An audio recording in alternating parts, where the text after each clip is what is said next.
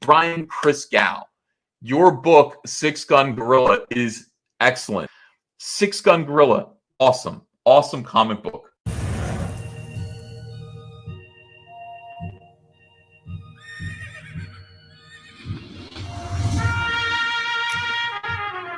We've all heard the stories. We've all heard the legends. Wyatt Earp, Doc Holliday, Billy the Kid. But there's a secret history to the Old West. One that seems too strange to be true, but, well, we all know what they say about the truth.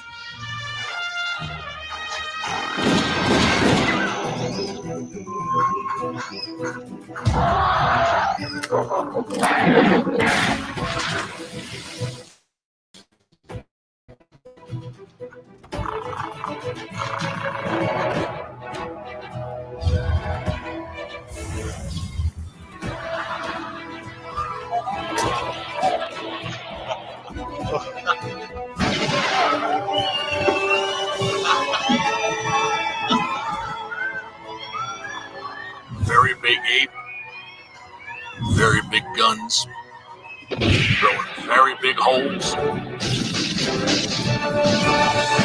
very bad people. I think the world is finally ready to hear the story of the strangest, the most startling Western hero of them all.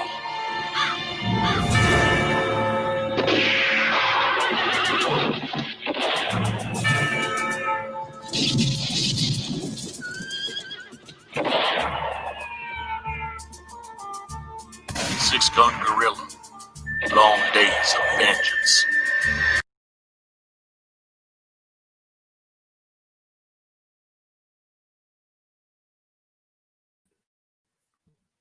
All right. We are live. Hello, everybody. And guess who's here? Look who's here. Special guest for first couple of minutes. It's Victoria. How are you doing, How's Victoria? everyone going? Good. Good. That's fantastic. How's your day today? Also good. Also good. And That's good. look who else we have here. The man himself, Brian. Is it Christgau or Christgau? It's Christgau. You got it right on the first Christgau. try. Yeah, Christgau, Thank you. Brian, hail and well met. Great to meet you. Likewise, brother. Hello, Victoria. Hello. Brian's the man who made this book. It's called Six Gun Gorilla, the Big Gun Down. Yeah, I make monkey books, darling. It's about this gorilla. He's a cowboy who shoots. Like, we just went and bought cap guns from the cheap toy store. Oh, did you? Revolver. Those we did. They don't work very well. But cap guns are evidently very good for practicing your quick draw, and for gun twirling. That's right. As a We matter of need to get a holster. Well, you have to. Well, you don't necessarily have to have a holster to gun twirl. I'm sorry. Let me see. Where did I put that? I hate it when I misplace firearms in my home. We need to stay away from doing that. Melanie's in the chat. She's saying good day. Hey, Melanie. Says appropriating guerrilla culture. Not a good look. Rack 3D says, hello. Oh, hang on. We got to pull up your full screen on that. There we Check go. that out. Oh my goodness. That's not a cap gun, is it? No, it's not. It's a replica. Is it a real gun? It's a replica. Oh no, honey. It's not a real gun. It's a replica. You see, this can't even be made to fire real bullets. It doesn't have a firing pin, and you can't load it with real ammunition. It's just dummy bullets. These are for like putting on your wall. Who are you calling a dummy? I'm calling this a dummy round. That's a dummy round, is what that is. But the thing is, these are just as heavy as the real thing, and you do not want to drop these on your foot. So now It sounds like that you know that from experience. I do. Yeah, yeah, yeah. So generally speaking, when I practice my quick draw, my pistol tricks, it's with my combat boots on, with the steel toes. So now we know all the answers to all the riddles. Six Gun Gorilla is really about you. No, it's really more about my love for westerns and for monkey movies, There we go. as I call them. As a child, I fell in love with King Kong and Mighty Joe Young. Mm. Those were very, very important movies to me as a child. They're still very, very important movies to me now. I'm talking about the Apparently, original. I failed as a father. She just asked me who's King Kong. What? Raise them right, Bancroft. I Raise know. them right. I know. I'm Kids these days. Mr. Bancroft, I have to scold you for that. Although you know what, Victoria, I think you would probably get a bigger kick out of Mighty Joe Young. Yeah. I might have heard of a King Kong, probably in a Mario video game. Ooh, Donkey Oh, Kong. like Donkey Kong. Donkey Kong. Getting A close. bit like that. No, King Kong. No, not in Mario. It's Donkey Kong. No. It's Donkey Kong. But It's it looks Well, like- anyway. Another kind of thing. Anyway, I said you could come on stream for a Mhm. couple of minutes. Are you going to say goodbye to everyone? Look, there's 11 people in the chat. a Say pleasure. bye, Brian. Bye, Well, Bandito. A pleasure to meet you, milady. Well met, Bye. Victoria. Say something to them in French so they know that you speak French. Ta. Au revoir, mes amis. There you go. Au revoir. Wonderful. So much hair. My goodness. Oh, Michael, you make precious children. I do. They're she's struggling to open the door. The cold has come on, get some elbow grease into it. Pull, turn and pull. All right, 1 sec. That's so good. Parent, So, Brian, Yeah. now I guess when we're looking at Six Gun Precious Gorilla, children with no grip strength. when we're looking at Six Gun Gorilla, we're looking at the mental furniture in your head. oh yeah, pretty much. Most of my work generally are pastiches of some kind. I like to take a bunch of different genres and throw them into a blender. Like Mhm. one of my upcoming projects is going to be called Tequila Moonrise. That's going to be my Mexican wrestlers versus monsters Oh, comic. what could go wrong? Absolutely nothing. I've already written the script, and it's the best thing I've ever written. So for sure. So, but yeah, no, I mean, especially when you're a child, certain things get in your head and become part of your personal mythology, I guess you might call it. Your interior landscape. I have attention deficit disorder, so I spent most of my time in school thinking about comic books, Frank Frazetta. Right now, even though you think you're having a conversation with like a semi-rational human being, there's like a Frank Frazetta like sword and sorcery movie going on like, right now. We will pull back the curtain Wow. and we'll find out exactly what's happening here. Antoine Dennison asks, are we getting into it tonight? Unfortunately, Antoine, something's come up and I won't be able to do the really long show today. So we're just going to do the normal 1 hour thing with Brian here. So sorry if I'm disappointing anyone who's come for a party. No just worries. won't be able to make it today. We have more parties ahead of us than parties behind We us. do. We do indeed. We will do well. And Absolutely. I thank you both. I thank you both for having me. Oh, Yeah, it's and thank our you for pleasure. coming on such short notice. I just That's sort of cool. sent the message a couple of hours ago. So yes, thank you for that. I've been Yeah. really wanting to pick your brain a bit on And it doesn't on mean we this can't book. have a drink or two while we're here. Yes, of course. Have Oh, a drink. dude. I mean, we'll So- be here for an hour. Seriously, Tonight we're drinking American Barrels. what's that? There you Whiskey? go. Yeah, whiskey. Oh, I love bourbon. Yeah, bourbon whiskey. Oh yeah, yeah. I'm drinking tea. Which is what I usually drink. I'm drinking like 0-calorie fruit punch. No, well, Ooh. as long as we all got beverage in hand. Yeah. Hey, Blue, how you going? Antoine and I I can hear am doing you. all right. Cheers, Antoine. What's up, Good to everybody hear, in the buddy. chat? Oh yes, I Willkommen. forgot to say Hello. hello to other people in the chat. Hex Allen Comics is here. He says, "What up, party people?" Yeah, we're not having a party tonight, but we're having a different kind of party. We're having a guerrilla party tonight. So we'll be here just doing the normal hour show tonight. Lama Gigante's here. He says Godzilla versus King Kong is the worst Kong. Lightning strength. I disagree. I disagree. They're coming out with a new one. They indeed are, but he's making a reference to the Toho King Kong. Mm-hmm. Toho King Kong looks like a gorilla with a birth defect. Oh. That's Like- not a good selling point. Yeah, but there's something like adorable about him. He just has this perpetually dopey look on his face. And there's this scene in King Kong versus Godzilla that's just classic, where like the natives will placate him by making him wine. Being King Kong, of course, he has to drink a lot of it, so they make these big giant jugs for him. And there's this great shot of an animatronic King Kong head knocking back these drinks. That's just priceless. I reckon. And then there's King Kong Escapes, which is a lot of fun. King Kong versus Godzilla, not a good movie. Cute Kong, but King Kong Escapes, same like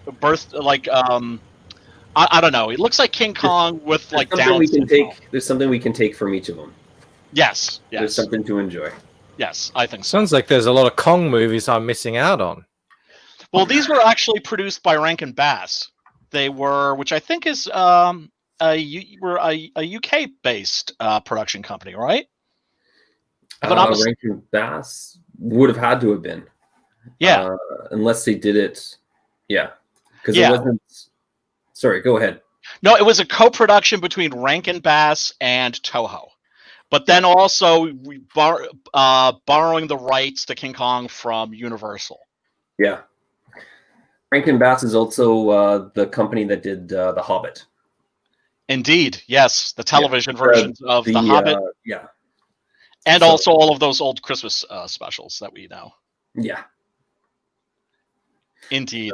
What the? I'm trying to pull up some of my own Donkey Kong art, which is sort of like King Kong inspired, but I don't know if I can find it very easily. I did some pixel art. That's cool. one of my one and only times, but it's not very easy to find. And Hail Blue, I'm sorry, I did not greet you when you came in. Hi, Smiling. It is Hail great to Blue. have you here. Nice to meet Pleasure to meet you, sir. Nice to meet you too. I was getting ready for this. Michael just gave me a little bit of a heart attack because I just looked at the screen and I saw $21,000.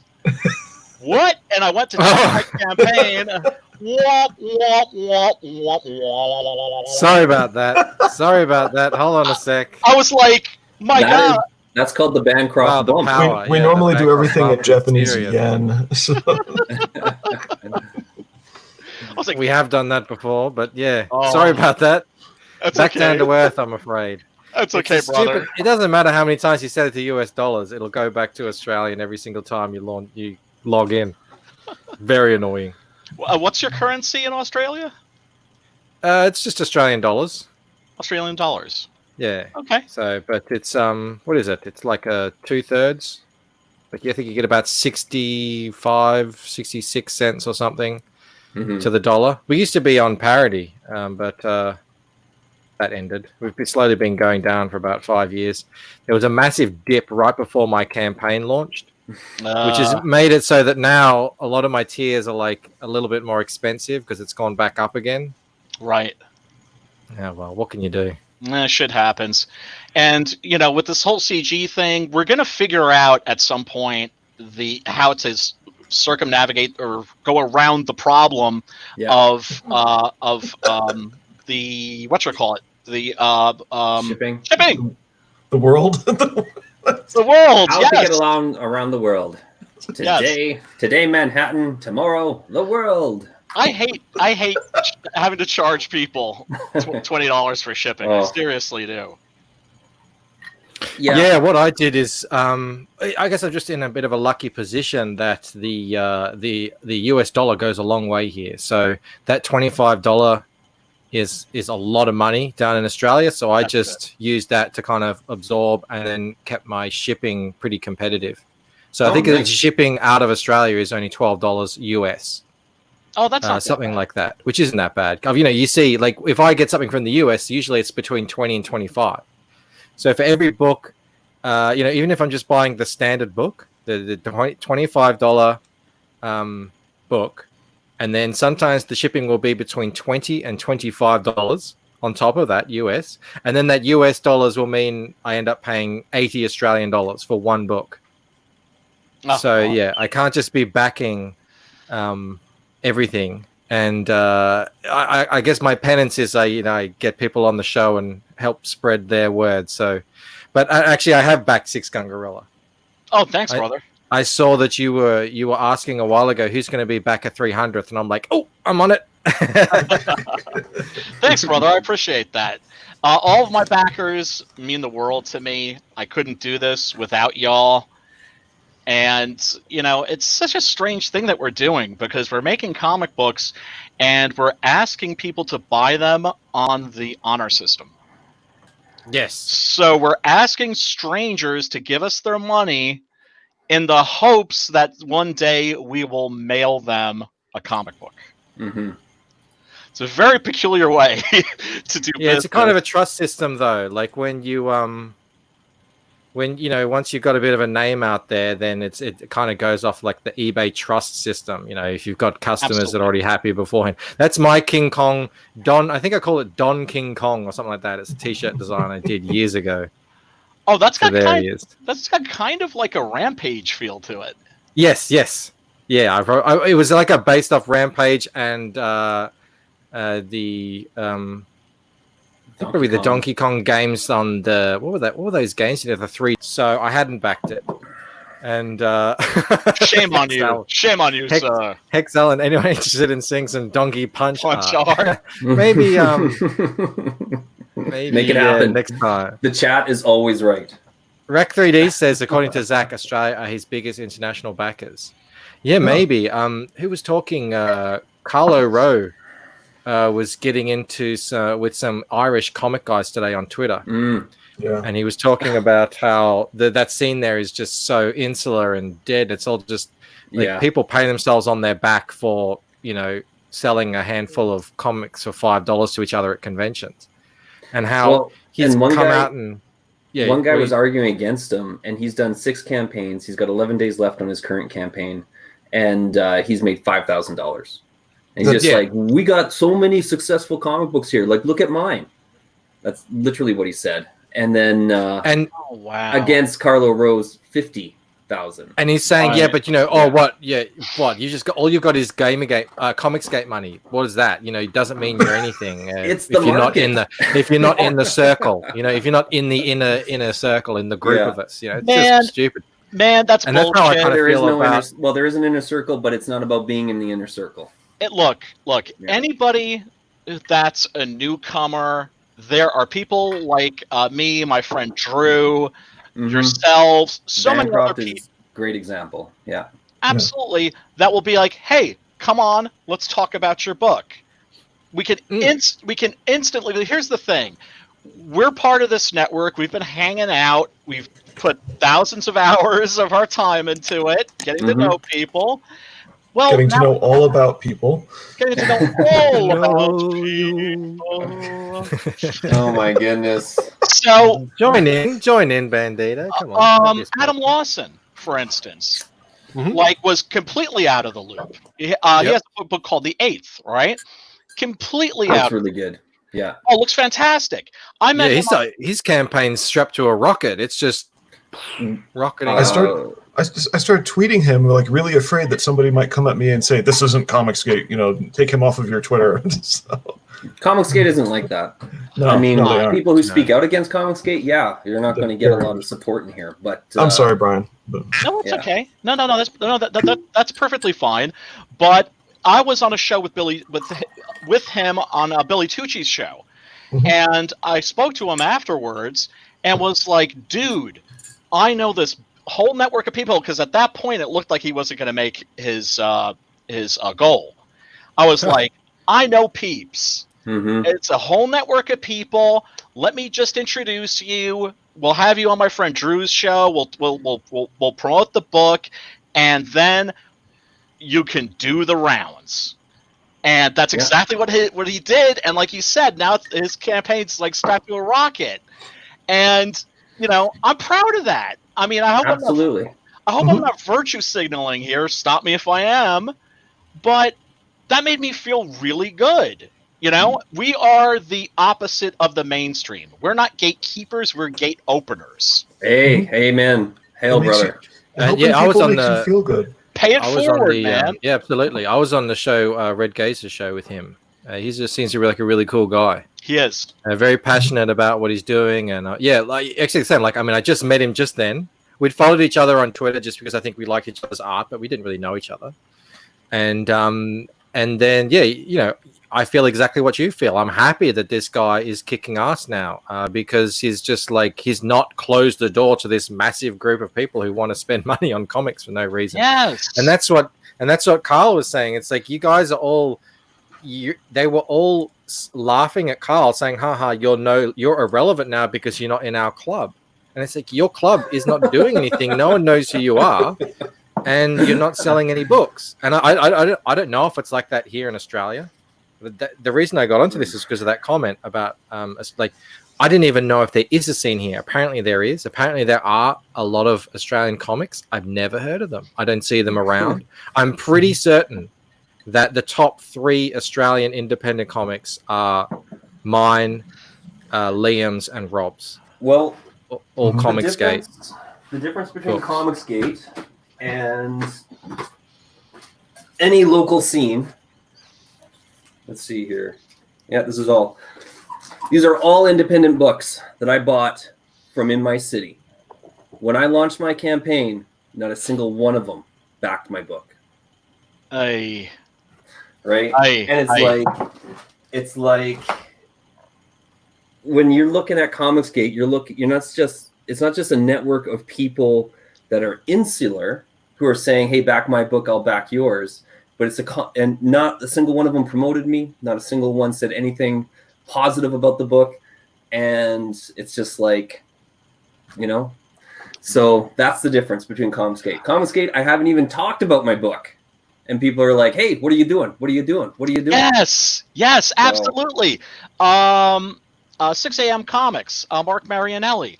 Fantastic guy. Yeah. Fantastic guy. I bust his balls on the regular. When are you launching your campaign? Yeah. God damn it. Let me give you my money. Absolutely. Mo, that is the daddest dad joke you've ever dadded out. Michael, Liam, and Rob are bringing back comic book Ren. Well, it's interesting, right? Because, like, as an American, I know British comics. As a kid, when I discovered French comics, it blew my mind and changed my whole outlook on the medium, right? Yeah. When Metal Hurlant was being published here in the States as heavy metal, I remember my very first issue. I must have been, 10 years old, maybe 9, and my family were going on a trip to Europe to visit my my grandparents in Germany. And my mother's like, "Okay, well, let me buy something for my son for the ride." I'm like, "Oh, it's a comic book. Here, he'll enjoy this." And being German, she saw that it was a little racy. There was some nudity. Didn't think twice, bought it for me and gave it to me. And I read it on the plane. And when that plane landed, my whole outlook on the medium had changed.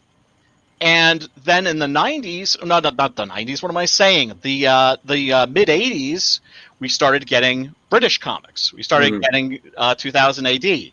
Well, we didn't start getting 2000 AD. We started getting Judge Dredd. That's what I was thinking of. Yeah, Judge Dredd. Yeah. And I have a Scavengers comic kicking around here somewhere. Scavengers feature Judge Dredd often from Europe. So. Yeah. Oh, interesting. So that blew my mind. And of course, manga used to be very difficult to find when I was in high school. I knew people who went to conventions to buy a manga. It was none of it was translated into English. None of it. Right? And now you can walk into bookstores and there's like a whole aisle. Yeah. Yeah. Yeah. But Australian comics, I don't think I've ever even read an Australian comic book.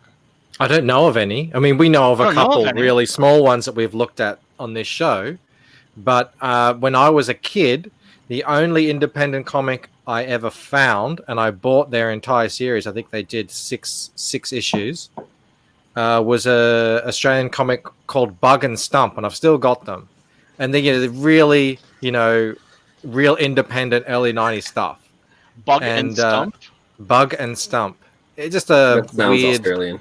Yeah, it does, doesn't it? It sounds so... But look, no, I actually today, after reading Carl's tweet, I went on to Google. I'm like, Australian comic independent comic scene, and there's actually people out there making comics, and I'm checking some of their Kickstarters, and we're talking, between 80 and 120 backers. But they're selling things on Kickstarter at a lower price, so we're talking 1,000 to 2,000 Australian dollars, which is what, under 1,000 US for the entire campaign. That's kind of, I think, what the scene is at the moment. Well, it would be great if they, learned about this network and one of them has, and we've had him on here, Stephen, who does Terra Olympus. Oh, so he's kind of like one of the big players. I just found out he's kind of one of the big players in the Australian independent scene. I didn't know this. We had him on the show. I'm like, I'm helping out this guy. I didn't know him, but apparently, when I looked at all of them, he's like got one of the biggest books in Australia. Interesting. Interesting. What was it? So, his first. Well, because he's had Terra Olympus 1, and now he's done. Now he's got that Terra Olympus 2, and that campaign's ended. Wordsmith. That was it. That one. Yeah. So that one did actually quite well on Kickstarter here in Australia. I think it made like, I don't know, $8,000 or something like that. Some amount like that. He also pumped it up on Indiegogo, which is how I found it, and it's already delivered. I mean, it's here. Yeah. Nice. So that guy, I think he's like one of the biggest names in the scene. But and you didn't know him. No, I didn't know. And he exactly right. He met Rob Arnold, who does Replicator. Rob had recently, just like you said, just like the eighth guy, Adam, tapped into the network. His Comicsgate now, and his book blew up. So you're exactly right. Well, that brings us back to Carl with these people arguing with him. They say, $5,000 over 6 campaigns is a success. No.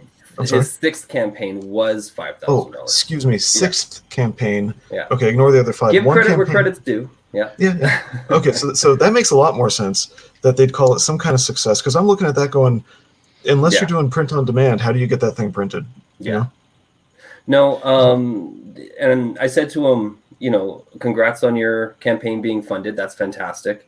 But don't try to pull someone else down in order to elevate, or don't try to devalue someone else in order to elevate your own value.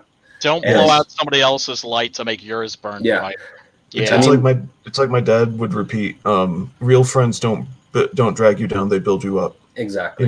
Somebody in the chat here had, I think it scrolled past already, normal people are happy when other people succeed. If I had been thinking about that for years of my life, I would have avoided so many problems. If I noticed people who, like in the gym, they're unhappy when they see somebody else like making gains or whatever they call them. It's like those are people I should have avoided. So what Rack 3D there said, yes. So true. It's so true. Like I'm genuinely happy. I'm genuinely happy when people succeed, when my friends succeed. And these are people that I just met. Somebody like Adam, for instance. Boom! I introduced him to this network. How cool is that? And I don't say that to boast. I say that to be grateful, because it is something to be grateful for. And he shot me a DM and said, "Dude, thank you so much. I owe you one." And I was like, once again, not to I hope I'm not virtue signaling. I was like, "Dude, you don't owe me shit." Yeah. Pay it forward. Yeah. That's Well, how this thing works. And That's how how it I would works. say that to Carl's acquaintances, I don't want to say friends up in Ireland, is, you know what, instead of arguing about oh, that's just Comicsgate money, is, well, you know, why don't you I don't know, get to know some people, put your book out there, ask to be introduced to, hey, It there's a fan is- base for comics. Can you let me know how to show them my book? And maybe you'd get some of that irrelevant Comicsgate money too. Comicsgate Comicsgate is currency. yeah. Comicsgate could potentially be the largest single market out there. I mean, there's more people outside of Comicsgate than inside of Comicsgate, but you have to go and collect all those people outside of Comicsgate. Comicsgate is here. We're telling you, sell us comics. We're telling you to. Absolutely. We're asking Now, you to. What have you On got? that note, Yeah. for some of the audience out there, I used to flip through. I haven't done this lately, except like maybe a month and a half ago. I used to actually flip through the Indiegogo comics section, just checking out campaigns. That's how I discovered Six Gun Gorilla, the trade paperback on it. Thanks, man. Just kind of looking for things. Those are people who eventually heard of Comicsgate, or maybe stayed very, relatively unknown. I don't want to say small, because now that's an argumentative point. So I'll say, Right. relatively unknown. But you find other books out there, and they might end up getting known. That's how I discovered The Eighth and several others. Just go shopping. Just flip around, look for a few books, and then mention those books to other people. You don't have to put the Comicsgate hashtag on it, because that sort of labels the creator. But that would be my suggestion, is if you really want to see other people succeed, I don't know, mention a few that people don't know about. Absolutely. That's so important. Jelly Goblin brings up, I respect anyone who hits 5K. Happy to see creators get a lot more than that, of course.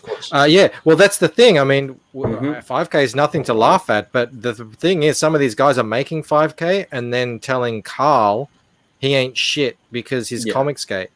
This is a guy who was apparently a friend of Carl's, who was like asking him, I need to know, are you Comicsgate? And Carl just gives a response saying, I'm independent thinker. If that makes you Comicsgate, you can call me Comicsgate, blah, blah, blah. And he's like, I appreciate that, but it's someone who runs bookings for shows and has others threatening to pull out if we have Comicsgate supporters on. I'm going to have to ask you to step away from these shows. Carl says, yeah, I guess you would. I'm just going to have to work harder without going to those shows, I guess. Thanks. And the guy is like, oh, I'm sorry. Motherfucker, man. Yeah, so you should know ICN, I don't know what that is, Irish Comics Network, I guess, are on the hunt. Expect some fallout here, just a heads up. I personally like you and your work. This whole thing effing sucks. So this guy is like, this guy is in chains. He's on his knees because he's bowing down to the mob. Bullied and broken. Yeah. He's kneeling. Yeah. And Carl still likes these two guys. It doesn't say who they are. And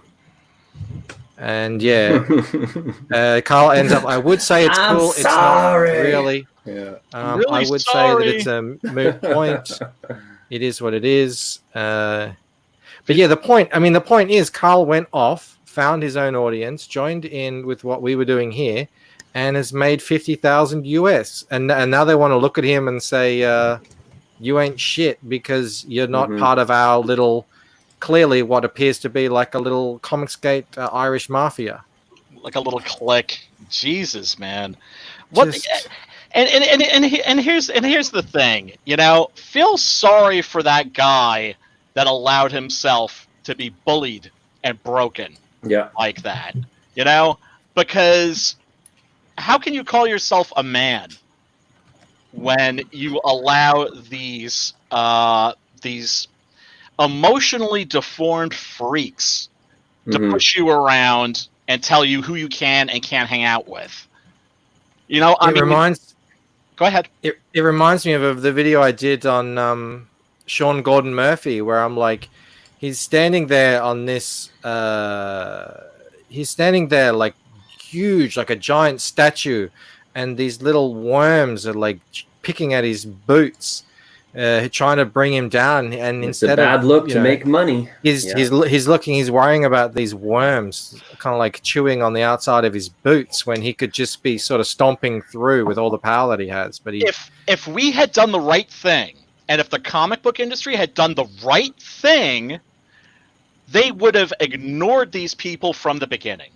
Instead, they handed them the keys to the kingdom and said, do what you like. It's all yours. And what have they done? They've burned the American comic book industry to the ground. They had the biggest opportunity ever, that beyond imagination. As a little kid, I always thought, gee, maybe one day I'll see a Spider-Man movie. I didn't expect. Did you ever imagine you see a Thanos movie? No. Like, it's just insane how they did with it. A Blade movie? I remember thinking, like, there's a Blade movie? Like, how does anybody else even know who that character is? You know, when you had a D-list character that could do a successful film, that's when you started seeing more and more superhero films. And now, of course, it's huge. It's everywhere. The mouse has got control of it. They're selling Funko Pops like crazy, and nobody's reading the damn comic books. Including the SJWs who demanded that they be made that way. Well, some people are reading comic books. Rack 3D is reading Six Gun Gorilla, and he's incredibly happy with it. And he's excited to get the next issue. Awesome. Let's bring it all the way back. Thank you. I think I was listening to you talk to Ethan about it. And what you said was you played it really straight. Yeah. And that's what sold me. And that's when I knew, okay, I'm going to be buying this book. Because, I mean, let's talk a little about Six Gun Gorilla. Because, I mean, when you first say the word Six Gun Gorilla, I didn't even know that this is an existing character from way back. Oh, yeah. So you've kind of introduced me now to that whole thing. And, you do. When you first hear it, you have that instinct to think, okay, this is going to be really goofy and just like guns ablazing, having a laugh. But it's not like that at all, is it? No, it's not. It's not. I always believe that things like this are more fun when you play them straight. There's too much winking at the reader and the audience these days. Everything has the Whedon wink. Yep. Everything has been deconstructed to death. People are sick and tired of the Brian Michael Bendis comics too, the Talking Heads. You can see that there are entire pages here with no text, no dialogue. I try to make my comics in such a way that if you couldn't speak English or couldn't read English, you could still basically follow what's going on. It's, that's the thing, is people in Comicsgate are making comics the way that comics aren't being made anymore. That's part of a big reason why I'm doing so well. Yeah, when it came to making this, I one movie that was an incredibly strong influence on me when I was a child was a movie called Blackula. Yeah. Love that movie. Love that movie. I think I missed that one. Check it out. It's well worth your time. And I remember seeing it in the TV guide when I was a kid and thinking, oh, this is going to be a laugh, right? And I watch it, and it's a horror movie. And I didn't expect that. And Blackula himself is played with a great deal of dignity and authority by William Marshall, who is also the king of cartoons on Pee-wee's Playhouse. And the character is incredibly tragic. At the same time, there's a certain point where you cease to feel sorry for him because of all the damage that he's doing. And I thought, wow, what an interesting thing to do, to basically sucker people into thinking that they're walking into something goofy and then hit them with something serious. And that's what I tried to do here. Yeah, because they'll be they'll have their guard down, so it'll hit them extra hard. Exactly, and because I love that feeling. And of course, what do you want to do when you're making comics, when you're making films, when you're writing short stories, making music, whatever your medium is, you want to make people feel the way that you felt. And I'm just so happy and grateful that people actually get it. Because when I made this thing, I wasn't sure if people were going to vibe with it or not. And people do get it. They do. Like, I got the reaction that I wanted. Like Ethan said, it's like Six Gun Gorilla. It's like it's a lot heavier than you expect. He said it's not what you think it is. That is the highest compliment that I've gotten, and I've gotten that from Ethan. I got that from Cecil. I got that from Mandy. They all said that. They all said it's not what you think it is. I would say, well, if you're showing up to see a 600-pound silverback gorilla in the Old West blowing holes in bad guys with 6 guns the size of miniature howitzer cannons, you're going to get that. You're going to get a saloon brawl with a gorilla. You're going to get, showdowns at high noon with the gorilla. You're going to get a canyon chase with a gorilla. If you're coming for that, you're gonna get all those things, right? Because you're making a promise to the reader that you're going to deliver the goods. Mm-hmm. But at the same time, I hopefully play with your fifis a little bit. I hopefully maybe drag you in a direction that you didn't expect to go emotionally.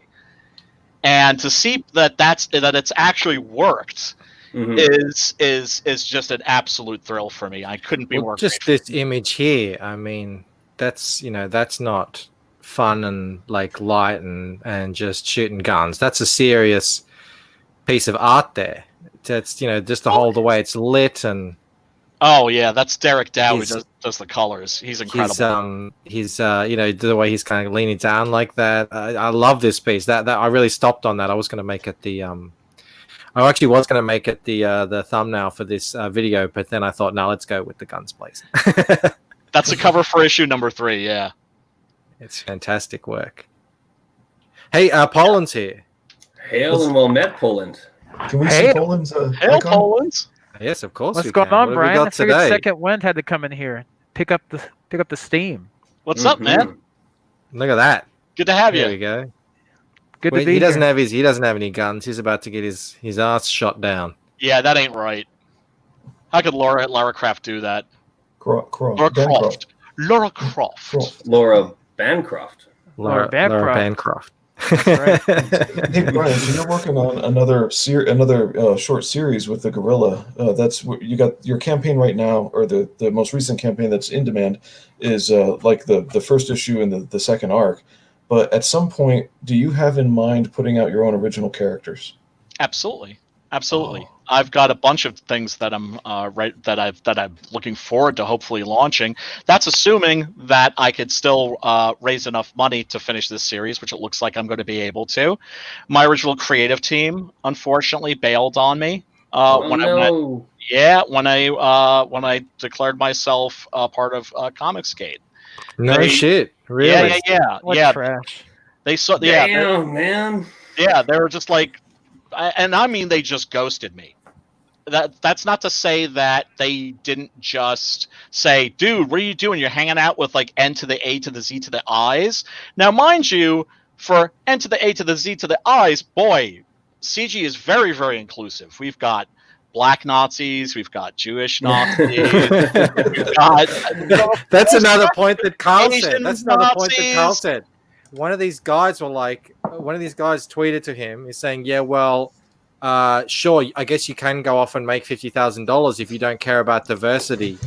And he said, you idiot. Comicsgate is 1,000,000 times more diverse than this crappy insular Irish network of Irish white guys. Right? I mean... Or remember the Milkshake Summit. Remember that? All these these attractive young ladies in their early 20s, and there was like one black girl, and she was all the way over on the side, and they were like, diversity. Mm-hmm. Yeah, diversity. Man, that sucks. Yeah, I do not tokenize people. Yeah, I try to avoid it myself. It's I don't consider it a positive trait. Oh, and Hail Mo Biggs, he says, you may be surprised to learn that Brian's work was an influence on my own series, Bazooka Baboon. Hey, I would read the fuck. Look, I realize he's joking, but I would read the fuck out of that. That sounds like a Bazooka. team up book coming up. Yeah, right. There you go. Well, there is going to be a Salem Doc Alpha, Lit Devil's character, and Six Gun Gorilla crossover.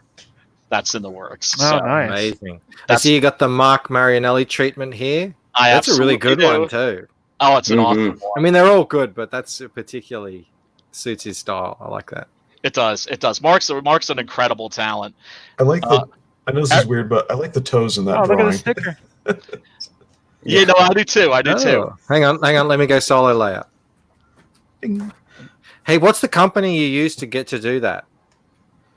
Oh, I forget. It's the one that's around on the internet. Yeah, you went with them. They're like yeah. They do the die cut stickers. Exactly. Yeah. I'm going to look into that because they're really cool. Well, look, people want swag, and I got to start producing some swag. So this is just a little sticker that every backer is going to get. With their purchase, whether they're buying the trade paperback or they're buying the new shit, which is the 24-page The Big Gun Down. Oh. Ooh. That is a big gun. It is a big gun. And when someone backs it now because it's in demand, does that mean it's all like coming out straight away? Is that what you're doing? I'm mailing. The books are here, and I'm mailing them out. Has anyone not backed in the chat? Because did you hear that? It's all there. We know how good it looks. You've seen the art. You've heard the story. You want it. You've seen the man. Look at his passion for gorillas. For gorilla He's got a massive gorilla behind him. He's about to choke him out. Oh yeah. I'm sorry. Go ahead. No. Gorilla first. All right. That's the cutout that we used for the 2015 New York Comic Con, and you can see he still has his credentials on, huh? Yeah. Yeah, I kept that as a kind of trophy, something to inspire me, because it was my very first convention and it was the New York Comic Con, and so that I kind of like got dropped in at the deep end. Most people will want to start out doing smaller cons, and it was just like New York Comic Con, fuck you, and boy, it was just an incredible experience. We sold out of comics on the second day. Wow. Yeah, we sold about 350 comics. Wow. That's incredible. What do you do if you still have your table? Do you just like take pre-orders or something like that? That's what we were doing. Just sit there and get drunk. pretty much. What, you went to Comic-Con not drunk? Well, yeah, I mean, you drink before you go, man. Right. Or you have a 3-year-old boy to bring you bottles, Yeah, there you go. Yeah, that's what my son does. We were saying yesterday, I've got a bar cart in my house with the whiskey bottles there, and I was touching them, and Clark said, "No, Papa, that's for the streams."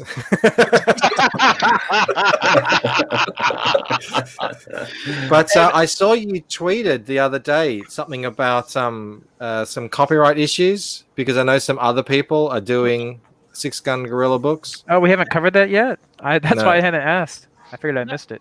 No, it wasn't. It wasn't that. It was that one of my former collaborators was threatening to cancel. Oh. And was accusing me of ghosting him. Everything seemed fine until I offered to. He wanted to reconnect. We reconnected, and I was like, "Hey, dude, I've put in because he was, we were talking about YouTube a year ago. He was like, "Oh man, you're gonna have to put in thousands of hours of time just to kind of have a social media footprint." Mm. And I'm like, "Well, shit. I take care of my sick mother who has Alzheimer's, so I'm home all the time. Basically, a full-time caregiver. Now with the COVID thing, there's been a complete shutdown of everything." And so the opportunity presented itself. I had more time to hang out, get to know people, go on streams. Let me introduce you, bring you on and you can launch a project and you can get it funded and you can make some money. And he fucking flipped his lid. He is somebody who, unfortunately, when he gets ideological, he gets ideological. That's to say, when there was the militant atheist movement, he was boom, militant atheist, right? Now, I know them very well. And I don't have anything against your garden variety atheist. It's not an issue. I'm religious myself, but no, they don't believe in the garden. No. but there was like this hostility, right? And he's the same way with CG. And I tried to fucking tell him and explain to him, like, this community, it's not what you think it is. Don't believe the shit that you've heard. But then again, if you just read the Wikipedia entry on CG, wouldn't you think that we're all trash too? Well, I wouldn't, because I wouldn't trust a single thing written on Wikipedia. Exactly. But I guess that's just me. Exactly. I've been around this stuff for a while. I've had the same falling outs on other art websites. The reason I ask as well is because Antoine Dennison, he has some ideas for you here for potential other characters. There's Machine Gun Monkey. Well, Gatling Gun Gibbon. There we go. I like that one. Well, I do have I was thinking of printing a run of Six Gun Gorilla, just to make it officially my own IP by calling it Silverback. Mm-hmm. That's the only title I could think of, like Gunslinger Gorilla. You ended up getting a letter. What was that? You ended up getting a letter, right? Well, no, it wasn't a letter. It was a email. Yeah. Well, I'm old. We called them letters back then. But so you got you're perfectly within your right, aren't you? I'm sorry? You're perfectly within your right to use the Six Gun Gorilla. Absolutely. Absolutely. Yeah, that's good to hear. It's a great name. I mean, Brian got a cease and desist letter, is what we're referencing. Okay. Actually, it wasn't a cease and desist letter. Oh, no? No, it was just a threat. Oh, okay.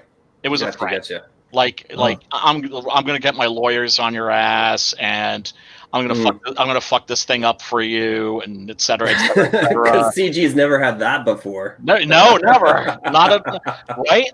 And and it's sad because I basically wanted to bring him along.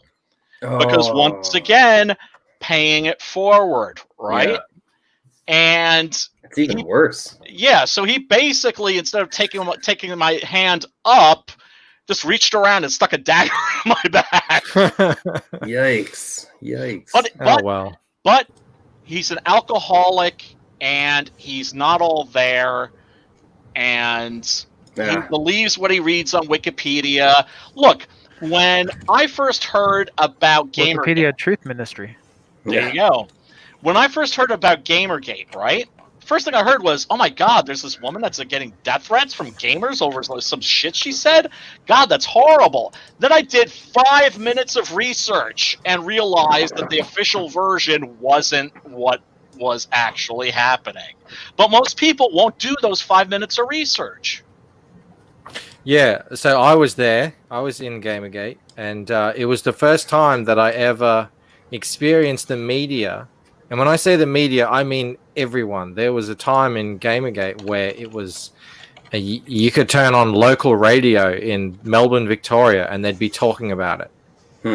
Yeah. And just hearing the media lie about, just bold-faced. And anytime anyone ever tried to reach out to them to correct or give the other side of the story, it was shot down. I mean, it was 100% pure narrative spinning. So it was from that moment on that, okay, so I know you can't trust most of the media. You can't trust Wikipedia. You probably can't trust history books. So you've got to dig in and find things out for yourself. And I had that exact experience on art websites, t-shirt designing websites, just running into the same stuff where, they've done no research, they've heard it from someone, and then despite knowing you for years and years as a person and knowing your character and what you're all about. Absolutely. They'll just throw you under the bus the second you align with something that they deem as hateful. It really is weak people that I'm glad I don't deal with on a daily basis anymore.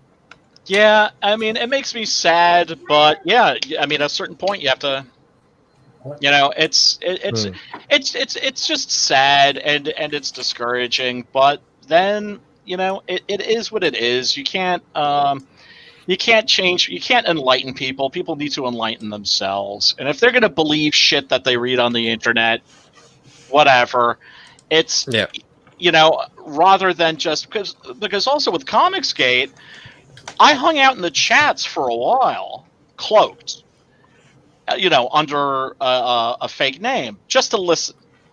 And so I was like, okay, let me see what these folks are about. Let me wait for the racist shit. And that's what I did. I waited for like the racist, the anti-Semitic shit. And I was just like waiting and waiting and waiting for it. And it never arrived.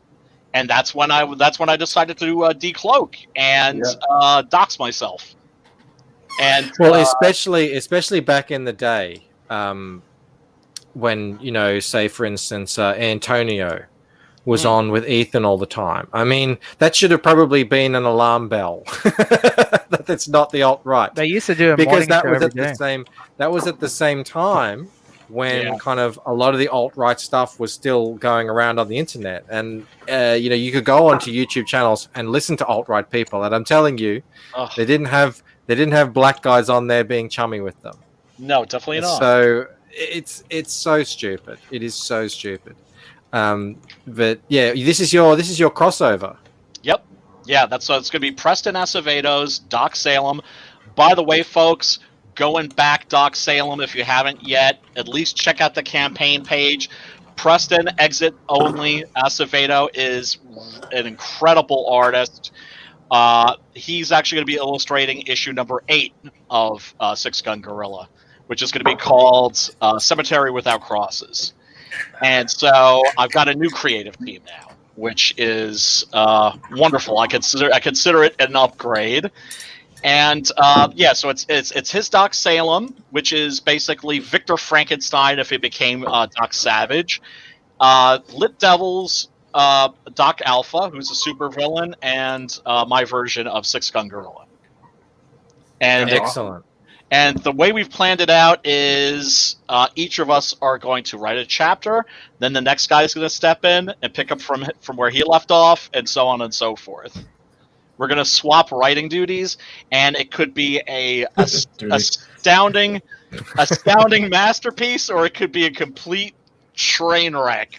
But you know, I'm like determined to get these guys to commit to at least plotting the thing, you know, so at least we know where we're going. We don't get painted into a corner, but we shall see. Looking forward to that one.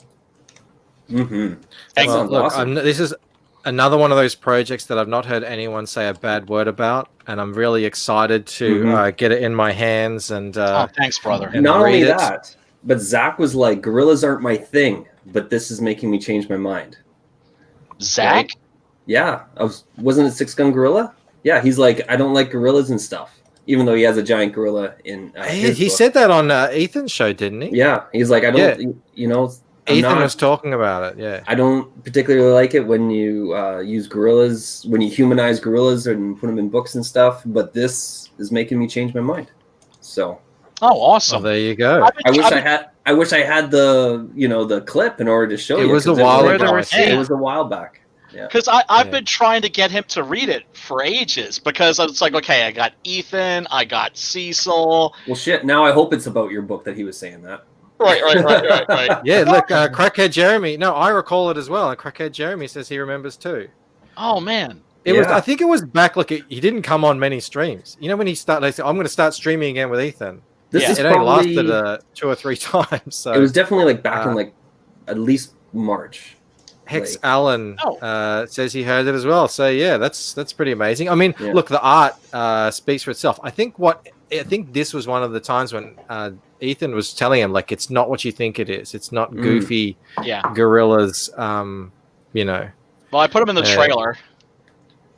There you go. And I've been thinking of making a special season. Mo Big says no. We've all got it wrong. He's talking about Bazooka Baboon. Bazooka Baboon. Oh, there you go. Yeah, see, I figured it was something like that. Yeah, that's what I'm saying. Everyone, Cracker Jeremy says Cecil sings its prayers a lot too. Everyone is saying it's amazing. Obviously, the artwork is, top notch, stunning. I would say. So that's always a good thing to get the bums on the seats. And then if the story's really good, that keeps them coming back for more. So exactly. It sounds like you've got all of that, and you're about to hit 15K. Hopefully. I always feel worried when I refresh it and it hasn't done anything. It's not my fault if it hasn't. I know. Oh, did you have you got a couple? Oh, bitchin'. Oh, There right. you go. Thank you, Bancroft bump. Thank you. Thank you. Hail the There it chat. is. Hail the chat. Hail the chat. Hail all of my backers. That's amazing. Fulfilling on my first campaign, I didn't get people their books as fast as I would have liked to. Now this is my second campaign I'm fulfilling on. I've got all the books. I've got all the Gemini mailers. All I have to do is print the postage, ship them out. So if you back, you should be getting your book. Let me put it this way: you're not going to be waiting Red Rooster time. Or get down to the post quality office. of book.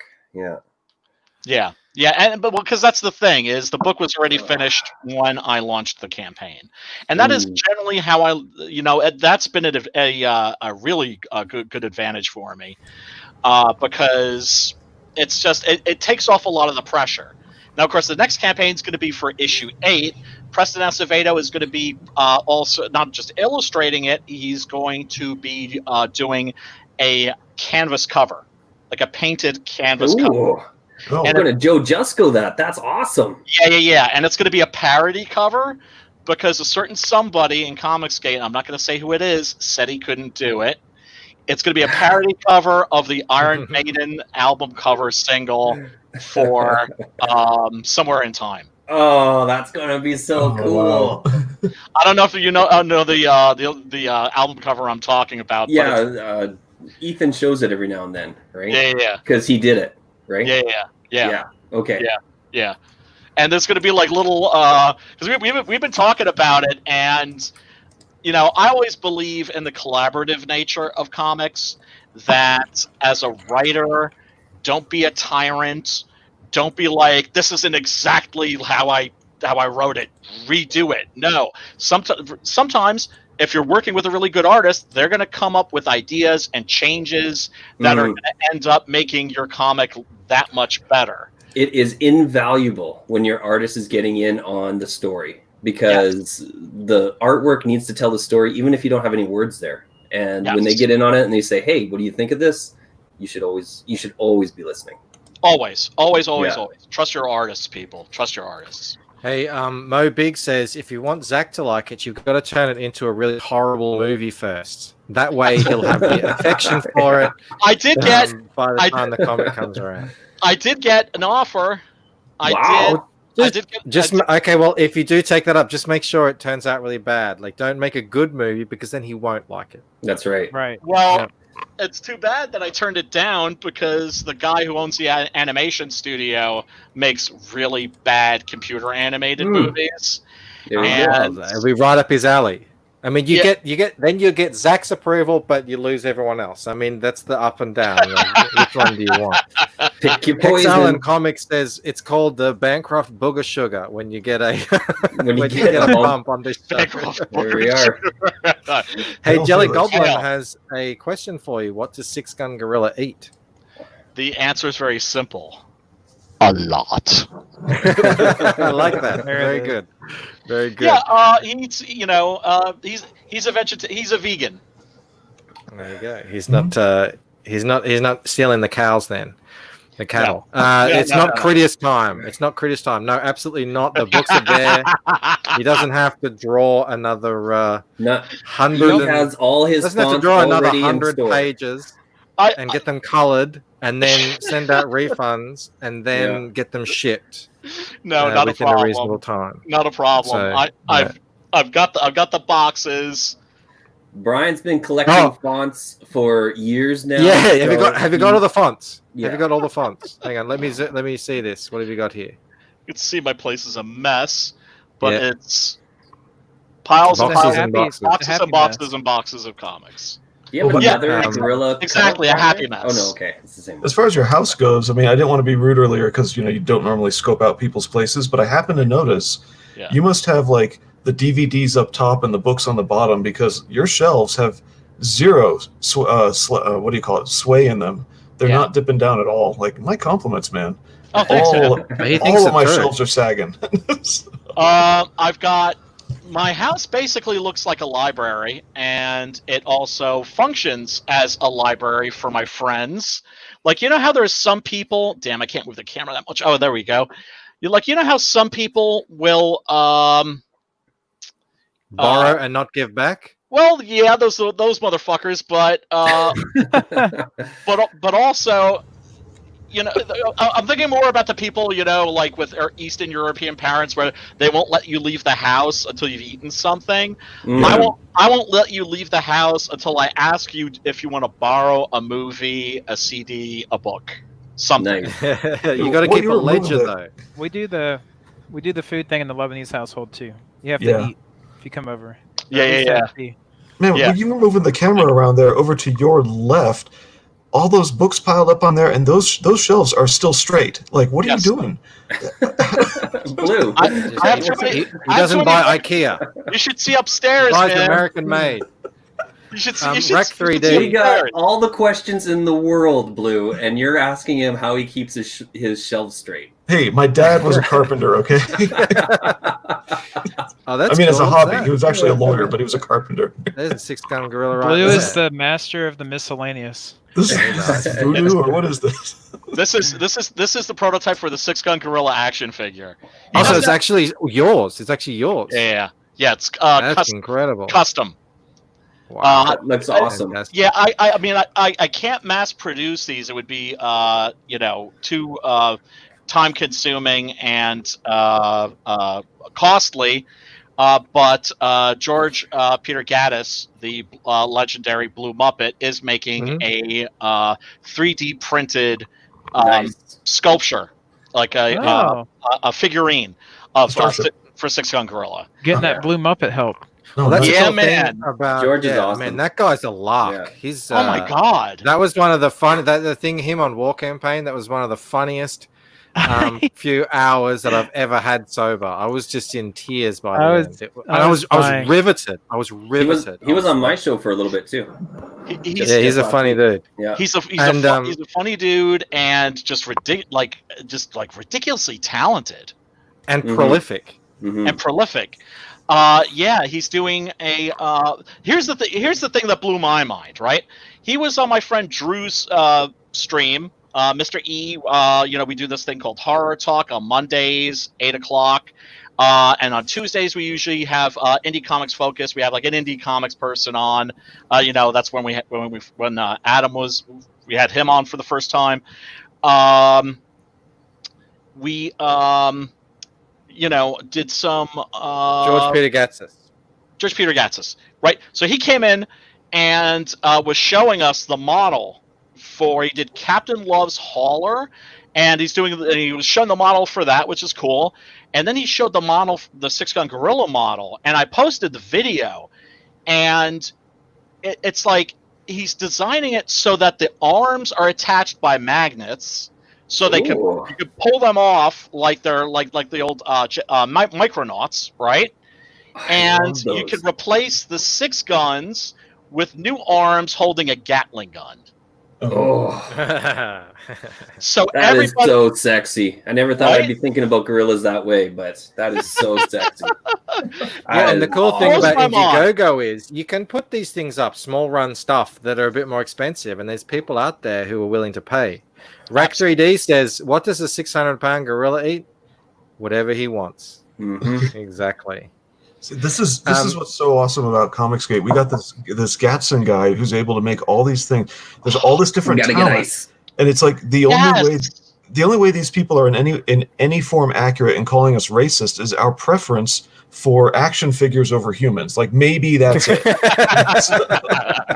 Seems to be the case. Seems to be But the no, case. but Yeah. Comicsgate's like this amoeba with little pieces, with little blobs coming off all over. Like, you guys remember the book Hero, Hiro, with Yes. Vaguely. Matt and Macho Dan and Matt, whatever it is, Muttman Matt. Mhm. Yeah. Our guy 6 a.m. goes and hangs out with them, and on Thursday nights, they and two other people, I think one of them's Cal, I forget who the fifth guy is sometimes, but they are on air brainstorming a team superhero book. Like, some people might not even know these guys even hang out together, but you can find all these little nooks and crannies in Comicsgate of different stuff. It's so cool. I wish people would get over the Wikipedia page and come check us out. It's awesome. Oh man. And we're gonna I don't know if I should announce it. Is I just gotta check and see. No, Chaotic Neutral's not in the chat, so I can't even ask him. Oh well, we're putting something together that's really cool, and we're getting 6 people that are all going to be hanging out and doing something exceptionally entertaining and exceptionally cool that we are working on. Going to be coming out next week, and everybody in Comicsgate just wants to do something creative. They want to do something fun. They want to just everyone wants to get involved, and everybody wants to get involved. I can't say who else is going to be there. It's going to be fantastic. It's all people you know. It's all channels that you're already watching. So it's going to be a lot of fun. Hey, here's a question from Ascension Cinema, who has just done a new amazing trailer for, is it Adana? Is that how you pronounce it? For Wyatt's new book? New campaign, sorry. In Comicsgate.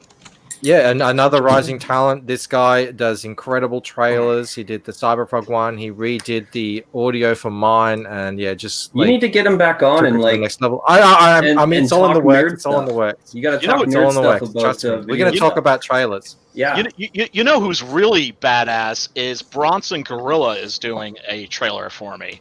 And I can't wait to see that because I know he's going all out. He's making his own music for it. And it's he hasn't shown me anything except the opening shot, and it looks amazing, and I'm sure it's going to be amazing. He did a trailer for Adam Post's College of the Dead that was like a Grindhouse style trailer. Oh yeah. Yeah, that's him. Okay. Yeah, which had Italian horror movie music, which I recognize because I'm a big fiend for Italian horror films. And I loved it. And so I hit him up, and he was just like, "Yeah, sure, I'll do a trailer for you." I'm like, "Okay, how much is that going to set me back?" "Oh, nothing." What a guy! It's amazing. Well, people just want to get their work out there and get seen and build their. So who did your trailer for 6 Gun Gorilla? Some people just love doing this stuff, it's like this is my hobby. Yes. You remember when we had hobbies when we were younger, and it was just I don't know how I poured 22 hours in a day into something and still got everything else done in my day, right? But hobbies do that for us, we find the time, we make the time. Well, that's the thing also about CG. Every project is a passion project. Absolutely. That's why the ratio of great stuff to shit is astounding. That's why mainstream can't compete anymore. They have no passion for their projects. None. Have you guys seen Merry Boys yet? No, but I've heard amazing things. That looks amazing. Yeah. I didn't back that one, but I've heard amazing things as well. Yeah. It's fucking incredible. Really, it's I think it's the best CG book I've read so far. Wow.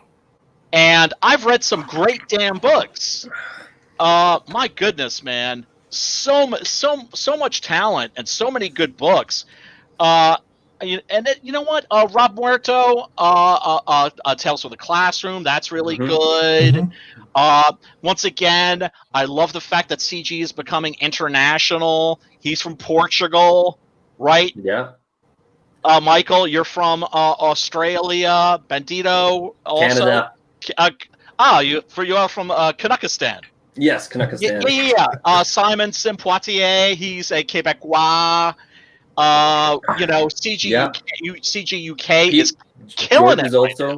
George is also Canadian. Yeah. Thank you for David Cronenberg. Rose Canadian too. And there's lots of us out here. Yeah, and that to me is exciting because once again, it's just like, gee, have I ever read a Irish comic book? Have I ever read an Australian comic book? The answer to those is no. Well, wouldn't that be nice? Finally, we can start seeing some Australian comics. Finally, we can start seeing Canadian comics. So, comics from Portugal. Who knew? You know, it's an incredibly exciting thing. At the same time, it's burning my britches that now we've got this infighting, and we've had CG Schism #2 because some people are shit stirrers, and it's. But you know what? As far as that goes, we can still get along. Like, I'm still War Campaign, right? And we can still hang out. We can still do positive things. We can still say, hey, there's a path forward for us. Obviously, people have complaints and they have opinions. That doesn't mean that those complaints and opinions have to override what we're doing for our projects. And not everyone's on Twitter. Everyone's on Twitter. And yeah, I mean, like Preston, no exit Acevedo, as I call him. I'm sorry, exit only Acevedo. He's been oblivious to all this shit. He was on with Vinny Tartamella, and he's like, yeah, so what do you make of all this drama? And he was like, what drama? He's like, quit playing dumb, the drama. And he was like, no, seriously. Why? Because he's been busy making comics and painting canvases and creating art. I love that. Yeah. I love that one video Kelsey put up after Kelsey Shannon, after everybody was worried about signs of life. And so he put up this video, and after whatever time he shows his face real close, and he just says, I'm working. Yeah, especially the artists and colorists. They're working. Some of us don't have time for all this drama and bullshit. Yeah, speaking of busy colorists and international people, I reached out to one of Comicsgate's hardest working colorists, who isn't as well known as she needs to be. And I asked, are you streaming? Is that something that you do? And she says she's not ready to start streaming yet. I don't even know how her English is, but I believe she's in Indonesia, and her name is Farah Nurmaliza. She's on everything. I've heard of her. Oh my goodness. Yeah. She's like the new Eric Weathers. She is. She's the Eric. I think she's on about 10 books. Yeah, and it's amazing work. You've really seen her work. Yeah, fantastic. Everyone here. If you're in CG, you've seen Farah's work. Battlebrick Road. I reached out. She's very nice. And, fantastic. Yeah, but she's not ready for streaming. You never know. I don't know how her English is talking, but that's another thing. Someone from on the other side of the world who's so into it all and everything. It's great. It's great to see, and it's great to be part of. It is. It's beautiful to be part of. It's a privilege to be part of this. And once again, I'm grateful. I'm grateful for the backers. I'm grateful for this community. We have a wonderful, beautiful thing here. I don't know what it's going to be in 2, 3, 4, 5 years, but it's going to be something. Mm-hmm. And I think what we have right now is a foundation. And hopefully we can build from that. And there's going to be infighting, and there's going to be schisms. And look, I mean, like with War Campaign, I understand War Campaign is a group of individuals. It's not a monolith, right? Mm-hmm. I think that's the problem that a lot of people have. And it took me a little while to kind of figure War Campaign out, which is to say, I hung out in the Discord and I discovered, oh, these guys are a bunch of ball breakers. Mhm. And Yeah. okay, I can deal with that. I like busting balls myself, so they can put a rainbow dildo on my head anytime. I think that shit's funny. Speaking of weird and funny stuff, let me share my screen here for a second. Uh-oh. What? Nothing good can come from this Ever. ever. I was inspired by you, Poland, saying I'd been Thought snubbed. that- Hmm. You did get I snubbed. did it. Where did you get And this app? I don't know. My wife downloaded it. Is it a phone thing or It's a browser? phone thing. It's a phone thing. So apparently, yeah, I was snubbed. Commie Mark did like hottest Yeah, I got that today. Yeah, hottest dudes Ryan in was snubbed in too. CG. Phil. What's that? Yeah, Phil. Even though his eyes were pretty far apart, yeah, he looked pretty smoky. I told Phil that like if he and I are in prison at the same time, him and you and me, buddy. There But you go. Blue, you said you look a bit like your sister. Didn't Yeah, I you? tried the app, and all I Yeah. saw was a picture of my sister. So This reminds me a lot of my sister too. So I yeah, couldn't- I'm not Would going to you be making any smang? funny comments. But my sister is this actually looks a little bit like my mother when she was younger. And this And is this is you or your sister? this is me. This is Okay. me. Wow, you Wow. went all out. Everyone just got like they just put in one picture, but you're just like, well, what about from this angle? And what about What is it? But wait my a second, wait sister's a second. half We can do Greek, so better. she's my Let me go do my half-sister. hair. Yeah. notice he's wearing the same clothes now. Yeah, no, I just took this one. And also, you can tell it's a guy because it doesn't add boobs. Yeah. It's got moved. Though. Michael, you were saying something about your sister? Yeah, she's half Greek, so this is like Oh. her with the Greek taken out of her. This is sort of what her face looks like. So it's this She's is been freaking me distilled. out. Hey, do you want to see me in 25 years? Uh-oh. Sure. Oh no. There I am. Look at my wizened visage. You're okay. Yeah, look you're at me like okay. Sean Connery. Yeah. At least you're not going Yeah, like no Paul shit. Hogan. Right? And you've got all your hair. Yeah, that's Yeah, true. yeah, no, that will actually stay around. This looks like my dad, Oh. except he doesn't have a beard. He's a pilot, so he's got a pilot's like 80s mustache still. That's And awesome. I'm wearing my see the t-shirt I'm wearing. Yeah. That's Lincoln and George Washington giving a fist bump. And that's a t-shirt I designed, and Oh, I'm wearing nice. that proudly today in solidarity for my American brothers who are having their statues torn down all over their country. Yeah, Oh, I a can't lot believe of a lot of art vandalism going It's on. Right it's now. horrific. It Yeah. is. It is. It's ridiculous. They The even people that say that, vandalized. oh, you have your book still, you can still read about it in history.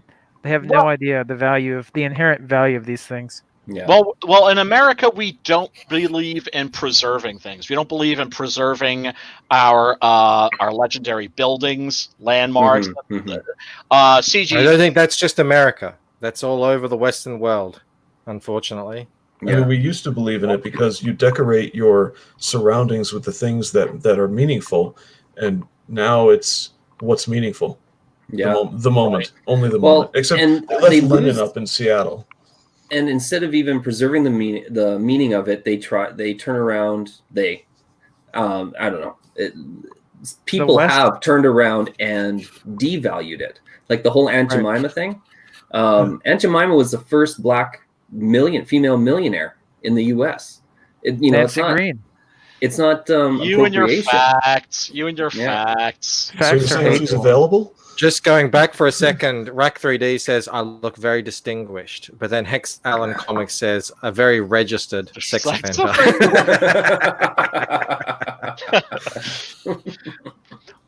Well, you know, Um, it wouldn't even bother me so much if they didn't destroy the statues, but removed them and put them in a I don't know, Museum statue park. Exactly. Yeah. Put them in a statue graveyard. Hmm. Okay? There's something about destroying art, especially public art, that really fucking rubs me the wrong way. It's very book burny. No, Yeah. especially public Oh, yeah. art of people like Washington, is, I didn't even think of that, Brian. Oh my goodness. Brian, I'd like it that everyone was saying a few weeks ago. It's like, oh, it's just the Confederates. They were just traitors from 156 years ago. Old And I white said, men. I was like, oh, you think that's where it's going to end? That's cute. That's Yeah, so yeah, cute. yeah. Yeah. Look, and then if you had said that, they'd say, "Oh, what do they say? Slippery slope fallacy." Slippery slope fallacy. Yeah, because that's what they always say. A lot We said of the same friggin' thing about slippery slopes Obamacare. around here. It's a Trojan horse for single payer, and now they're like, oh, of course it was. Okay, man, it's like when all my Democrat friends were going punch a Nazi, and I was telling them this is a really bad idea. Yeah. First of all, who decides who's a Nazi and who isn't? But also, there's this thing like they might punch back. And then, of course, they all accused me of being a Nazi sympathizer, which is a friendly way of calling you a Nazi. And then this Antifa fuck gets shot, right? Mm-hmm. Just a few days ago. And, that's why I was telling you that's a bad idea. Yeah. Well, Brian, and then they use that as fuel. Simp? Oh, sorry, go for it, Bowen. No, so they're calling you a Nazi simp? Yeah. Brian, is that what they were doing? I got called a Nazi simp back when that happened as well, because I said vocally as well. You start retaliating to opinion with violence. That is a genuine slippery slope to mayhem and chaos and nowhere good. And especially as well, why are you handing? Just say you actually do find a genuine Nazi, why are you handing him the moral high ground? Mm-hmm. By breaking the non-aggression principle first off, You're basically saying that your ideas are shitty and can't beat Nazis. That's it. You have to resort to violence. You have to resort to violence, and I'm somebody who's a big history buff, and I like to do a lot of research for my books. And, when you're into history, everybody has a certain time and place that they're especially fascinated with. I'm very fascinated with the Weimar Republic, which is Germany between the world wars, right? Yeah. And you had communists and Nazis fighting in the streets. Yeah, and they had civil war going on at that time. Absolutely. There's a photograph of these guys in the street setting up a Browning machine gun. Mm-hmm. Okay? And, but these idiots haven't read history, and they certainly don't know that history. And I'm telling them, look, this is communists and Nazis fighting in the streets. I know how this ends. Yeah, it doesn't just that Joe Rogan said that as well at the time. He's like, people have this idea of fights from the movies, when someone will just clock someone and then they're knocked out, and it's like they just disappear, like in a video game. Their body just kind of disappears or something, and they don't ever get up again. Or even if they get shot, you get shot, and it doesn't matter where you get shot, and this is one bullet, and you're just instantly dead. Yeah. Like even if you just kind of get shot here in the shoulder, you're just out of the equation now. There's not all the aftermath of all that, and so that's what they kind of think. Okay, if I punch this guy, that'll be the end of it. Yeah. Not realizing that they're going to come, they're going to punch back. You're going to come back with your friends. They're going to come back with their friends. Well, and these are knives. People. These are people who haven't had a national tragedy like a world war. Exactly. Right. That's so exactly right. we didn't grow up with that. We grew up with all these skirmishes in other countries that we never had to get drafted for or anything like that. There wasn't this immediate threat that we had to answer. And the military, the people who have joined the military, they understand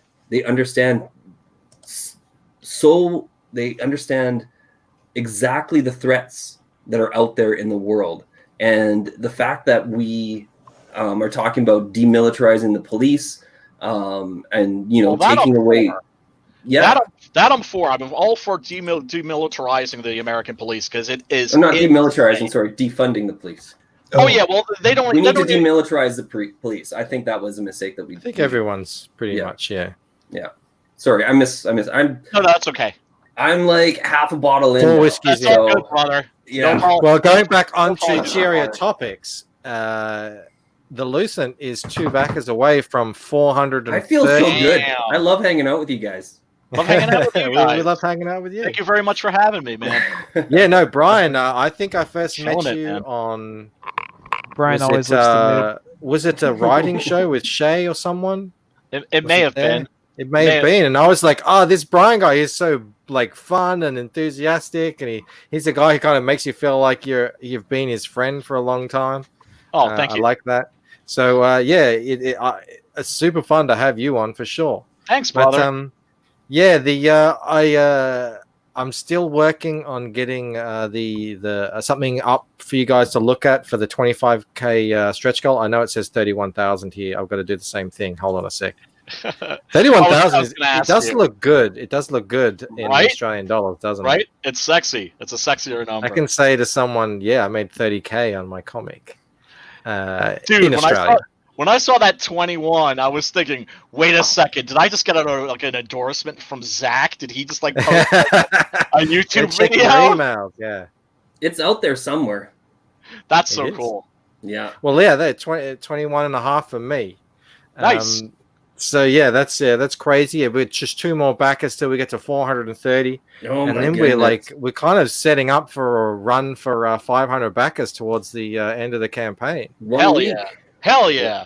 How many days we got left? How many days we got 10. left? 10. 10 days. Oh Yeah, man. so if we could I got do to try and get onto Dan's show. Absolutely. Sometime this last week and shill it over there. Yeah. Oh, And see, he loves you over there. Like he loves what you're doing, man. I love Dan. Yeah. Dan We have a love fest. Dan is an awesome guy. He is just a dude. Very, very humble, very, very accessible. He's such a great addition to this community. Absolutely. Absolutely. Yeah. Happy birthday, Dan. Yeah. love It's that. his birthday today. Yeah. It's today, is it? Yeah. Yeah. Happy Yeah, all day. birthday. And he bedazzled his bunny suit today. Oh, fantastic. I'm going to have to I check didn't, that see out. that. Yeah, I didn't see Super that. dope. I never thought now I got to bedazzle something. My Antoine says he was watching the stream about a month ago with the red-haired lady. Yeah, that would have been Shay Shay. on Yes. Red Valkyrie. Yes. I And, might be doing something with Shay. That's a possibility. Oh, yeah, she's great. Oh, I love I've drank way too much. I can't be talking about that. all right, all right. I might Stalking also leads be to doing bad something with Phil. things.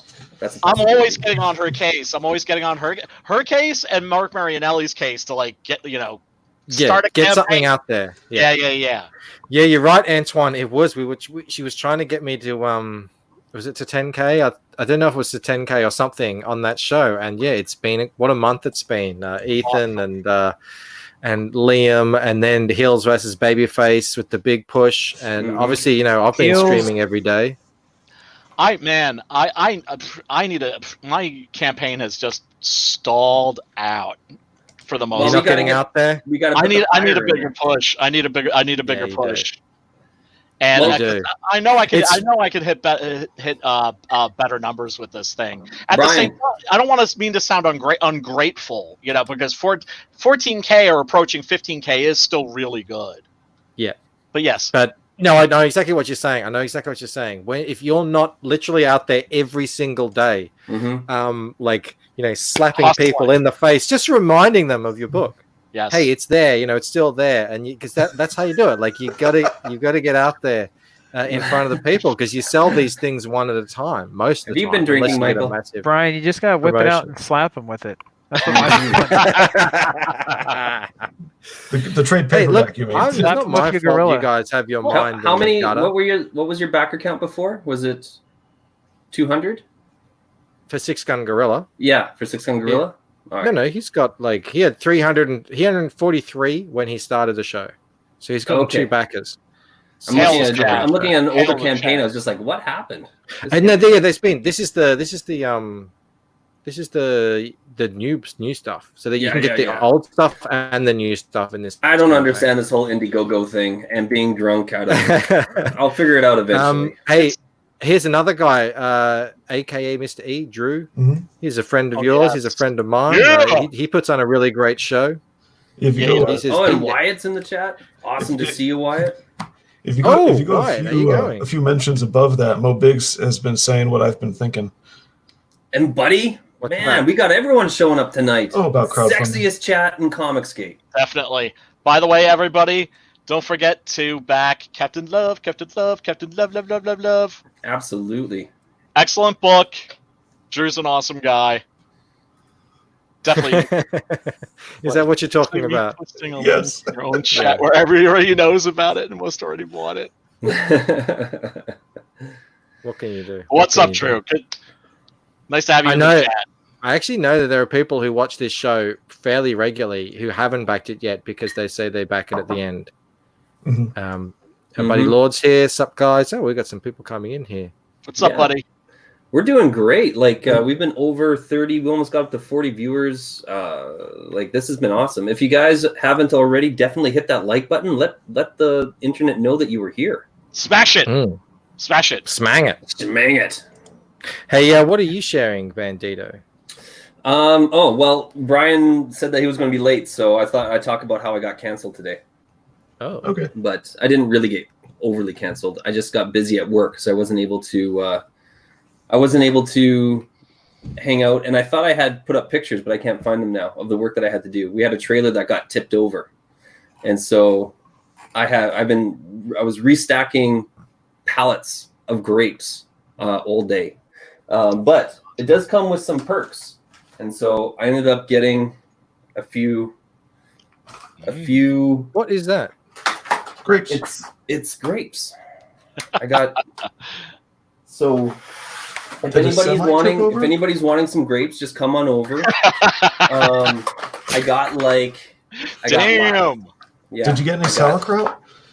I'm starting to Well, I think do that have some. Bandito's a prepper. Now you Yeah, just- I got. Yeah. I'm picking up vibes here. There's something got- strange going on. I got some sauerkraut down here. He's a prepper. Yeah. I just. What is Hey, happening? You gotta Colin, be what's these happening? days, man. What? Yeah, I know, right? Let's see here. Hold on a sec. So, if anybody wants some sauerkraut, if God damn! you are in the mood, sauerkraut is important. You It buy helps your everything biome. off the back of a truck, don't you? Yeah. So It just never ends. It's like that joke with on The Simpsons where he just keeps And stepping each on one's the like rake. 3 pounds. yeah, Yeah, do you have a clown car like underneath your desk? yeah. Well, it's just this. I don't know. It's like a portal into the back of some trailer somewhere. Bag of holding. Yeah, there we go. Under my desk. Michael, did you see what crackhead Jeremy said about your show? Bancroft Who has said the what? best streams. No drama, just good comics. Hell yeah. Hail, Absolutely. crackhead Jeremy. Love that guy. I see that guy everywhere. He's in Frega's streams and he's in Ethan's streams, and I mean that guy. He gets around. I'm just saying that crackhead gets around. It's all that crack. There you go. Motivates That's him. And we're elevated tonight with Brian's presence, so we're going to the next level. Oh, Next level. Buddy wants to know if you're preparing for the zombie invasion or something. You got to make sure. I mean, you Oh, never I'm know when ready. it's going to happen. I am beyond ready. I've got, All the books in the swords. world. I'm a sword collector too, and I am always Do strapped. you know how and to ready. wield them? Oh yeah, I do actually. I've been practicing German longsword, Japanese katana, of course, Iaido, for like 30 years or something. And every now and then I buy a new sword and learn how to use it because every sword is used in a different way. Could you point that a little away, please? Now this is a Can't long. get stabbed through the internet. You've heard of the That's long. not a knife. That's what I was going on. Yeah, you stole my line. But yeah, it's a Langesmesser, which is a long knife. You've heard of the Night of the Long Knives? Well, that's a long knife. That's a long knife. Langes Messer. Das ist ein Langes langes Messer aus Ja. Deutschland, ja? Das ist ein Langesmesser, and it was a way for medieval Germans to carry a sword without technically carrying a sword. And we need to bring this back. Even though it has a gutter on it. Langes Messer literally means long knife. yes.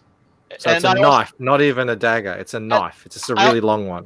I also have a große Messer too. Oh, awesome Messer. But yeah, it was Excellent. a way to like because if you weren't a member of the nobility, you weren't allowed to carry a sword, right?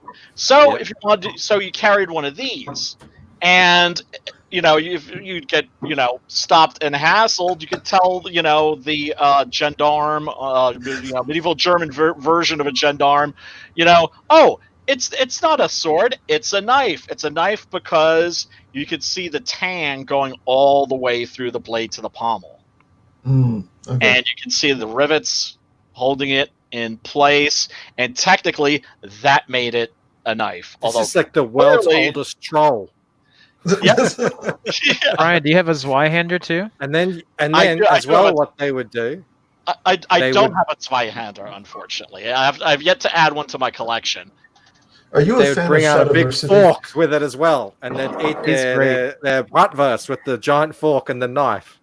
Everyone just to loves Shad. make sure it was all above board. Wait, do you have like It's really cool.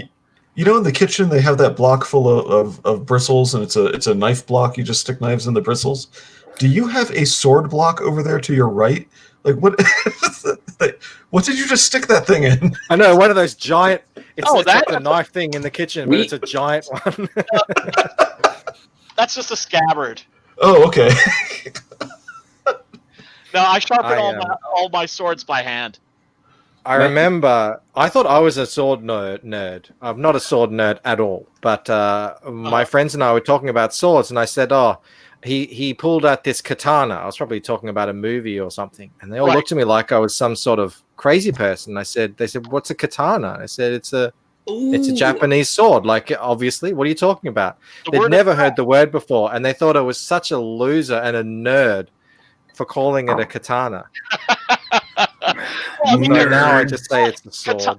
Katana means sword in Japanese. Yeah. So, all right, But it's a bring out the specific collection. style. I am so intrigued now.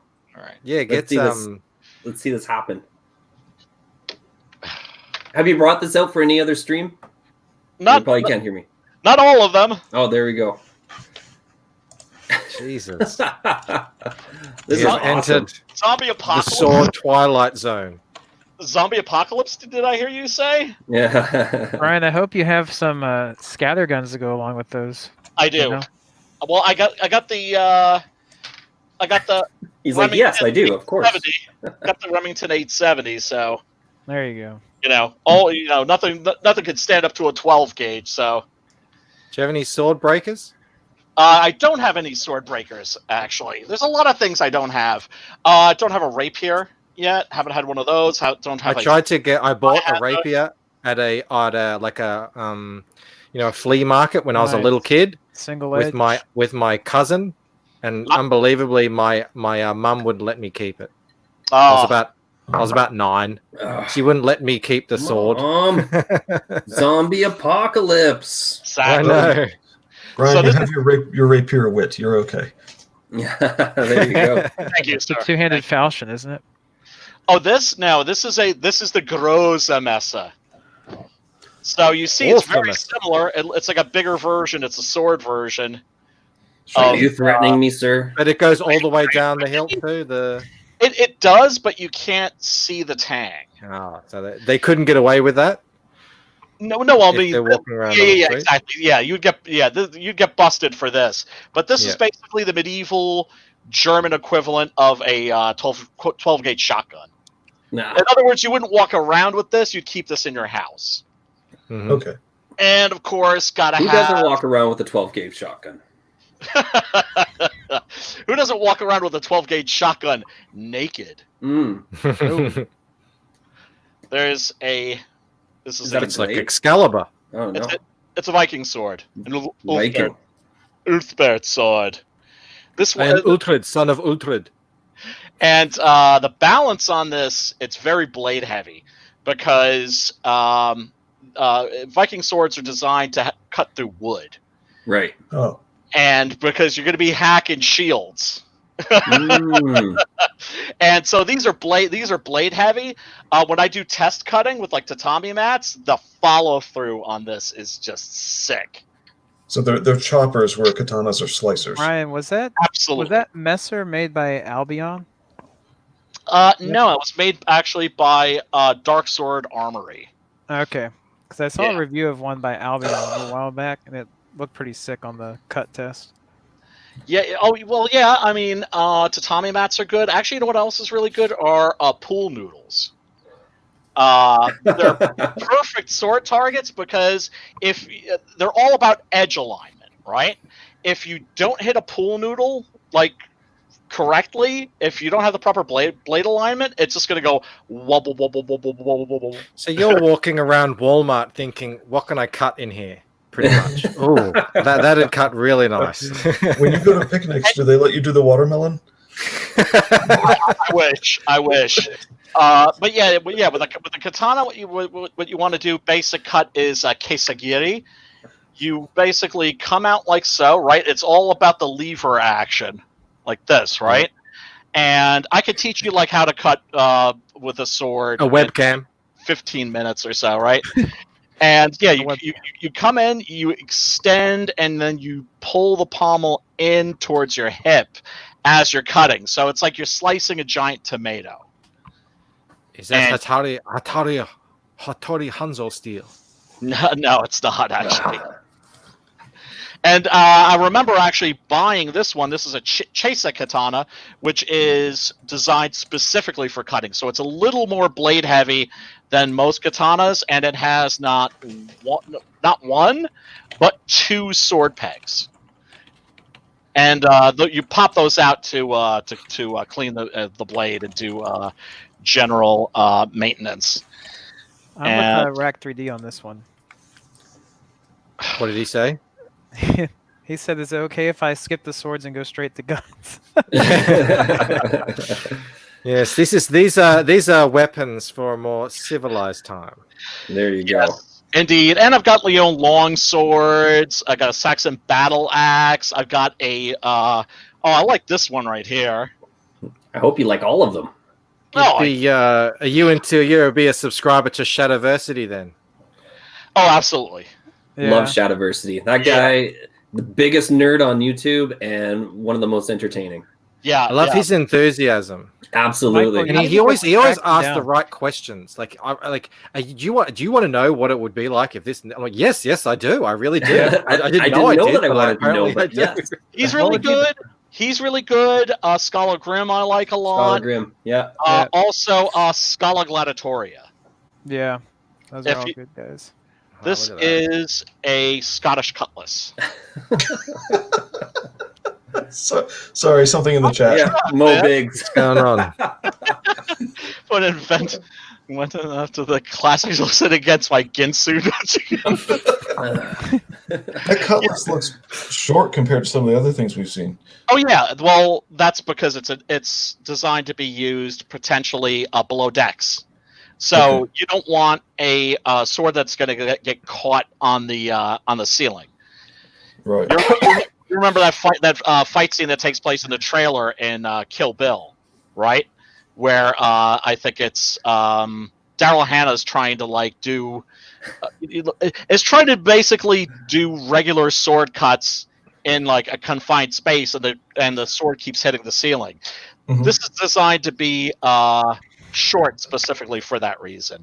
It's an indoor sword. And the knuckle duster too. Blue, stop cutlass shaming. And the pommel. That's for putting a dent in somebody's skull. Oh, nice. They thought of everything. They did. And people these days, they'll be like, I don't need anything for home protection. There's a baseball bat. A baseball bat, I'm not saying it's not a deadly weapon, is designed for hitting baseballs. These things are designed for dismantling people. Well, I'll remember not to come over to your place unannounced then. Anybody who breaks into my crib is going to be, let's just say that they're going to have their hands full. They're not going to have any hands left. They're not going to have their hands. Yeah. This is a beautiful sword. This is actually my favorite sword. This is a bastard sword from Generation 6. And the balance on this is beautiful. It's one of the blades that when I took it out of its scabbard for the first time, it felt dangerous. Nice. So why? That's why a the nice round feeling. Pommel? I'm sorry. Is the circular pommel on that a particular function as opposed to other pommels, or what? Yeah, it's designed to fit your hand. Because this being a bastard sword means that it's designed to be wielded single-handedly, or also they're called a hand and a half sword. Hand and a half, yeah. Right? But basically what you're doing is you're taking these two fingers, you're putting them there, and the last two curl around the pommel, and there you get that lever effect. Yeah. I was telling you about with like the with the katana, and then you can use it with two hands. Now, obviously, you can hold it with two hands like this, but then your hands are too close together. Okay. You don't get the full lever effect. Yeah, And it has the traps on the hilt there too. Oh yes, because That's this a is oh yeah, I should mention this is called the Black Prince because it's designed Has a name. after a sword, yeah, that was taken out of a I think something in the British Royal Museum. And I forget who this belonged to, the or the original design, but yeah, it was it's called the Black Prince after some. Would that be prince Edward the Black Prince of Wales? That. Thank you. Poland. There you go. It's great to have another history guy here. Hell yeah. Mo Big says baseball bats are designed for hitting baseballs, but they also work on human balls. Yeah. Multifunctional. Henry V was his descendant. They both went on their own individual romps through France that were pretty infamous. So. Indeed. So yeah, I mean, I've just been crazy about swords since I was, for as long as I can remember, since I was like a little boy, and I saw the Adventures of Robin Hood for the first time. Mm-hmm. Yeah. Oh yeah, I love that. I grew up watching that too. Brian, I didn't end up with 100 swords in my house, but I did enjoy that. Well, you know how some people will like, I deal with clinical depression. Not to bring the show down, but I'm much better now. I take my meds. My meds work. I have a therapist. I got a support group. All that shit, right? But sometimes I would do what I would refer to as depression spending, right? Going online and going, just something to make me feel a little bit good. Get something in the mail that makes me smile, and then I'd always go to Cult of Athena and be like, Viking sword for sale on sale, $100 off, $175. Click. So it's for me that was back issues of comic books. But now I got a family. I've got to buy food. I did Only that once a week. Apparently they have to go to school. They say all that stuff. It's not as My fun. Tomb Raider comics, but, I did that for a while. Yeah, Every But day. it's good, isn't it? But Michael, once they get older and they start liking the things that you like, it gets way better. Like my kiddos, like for a while, I've always made sure I actively do things that they're interested in. But now they're interested in all the things that I'm in. So like my oldest is hardcore Lord of the Rings. My youngest is getting into Star Wars, old school Star Wars, and my oldest loves comic books. She wanted to do a few pages for me, and she's doing some. And she's a good artist. And she's a good artist, and actually she's painting them. She's actually going to paint the pages, and it's shit. Yeah, Wow. That's awesome. And I showed you that Vampirella or whatever, but like that really was just a quick sketch. That wasn't anything significant. She has done some amazing pieces that everyone wants to buy them and put them on their walls and stuff. So it's like, I was just like, do you want to try sequential? She's like, yeah, but, and then she saw this old, what's it called? It was back in the 90s. There was a comic book called Dracula. It was something of Dracula. And it was just a 5-issue miniseries, and it looks like everything was painted in it. And she just loves that so much. She's like, could I do something like this for you? And I'm just like, yeah, if you think you can pull it off, to do it. So once they get interested in what you're doing, I mean, everything, it all ends up working together and fitting together, and it's an incredible joy to have your kids just kind of, as they get older, get into it. I'm so drunk. Why am I talking? I need you to You're help me. perfectly lucid. You're perfectly lucid. I It's need you to help me work on my younger brother because he's also a natural talent. But I've been trying to help him develop his skills, and the video games have taken him away. But Oh, even the yeah, stuff he does, The dreadful stuff he video does- games. even the stuff he does, like with no training whatsoever. I mean, you can see it. Hail Yeah, chaotic got neutral. that raw talent. And what Bandito said, like I've said this before on this show plenty of times, that I had that moment as well when I saw a French graphic novel, and I just like saw, that is how I want my story to look. And when I saw that, then I had a path forward, and I had something tangible that I could grasp onto to go forward with. So if she's seen that painted style, so if that's something that people can do, absolutely, yeah, that would be really cool. Absolutely. I know that you're big into the French stuff, and we're like wanted to do a show and everything about it when time is Simon works on our side. Simon Poitier, he keeps saying he's going to put together CG bidet or CG French Connection. He keeps vacillating between the titles. We'll figure it out. We'll do it eventually. It's so hard because everyone's so busy, and we're all doing our own things. But I would love to, because you guys have a really deep knowledge on all that stuff. Well, I'm just more of I just dip my toes into some of it. Well, I mean, that's the wonderful thing about a community like this too, is I don't know nearly as much about manga as Liam knows. I don't know nearly as much about French comics as Simon knows, so I can learn from them. They don't know as much about, nobody knows as much about horror movies as I do, and that's not a boast. That's just something that just happens to you, right? And it's great when people share knowledge. It's terrible when they lord it over you and they're like, ha, ha, ha, ha. You don't know about this, that, or the other thing. That drives me crazy because knowledge doesn't belong to you. It's something that is there to be shared and passed on, and passed on. And you can light fires under people's asses sometimes when you introduce them to the right thing. Like, oh, you've never seen this before? Check this out, my brother. Yes. Boom! Sets off a firecracker in that person's head. That's exactly what I'm describing. So I grew up on Spider-Man, and I read Spider-Man, I read Ghost Rider, and I read a little bit of Spawn, but it's mostly just that Western or Anglo American comic book.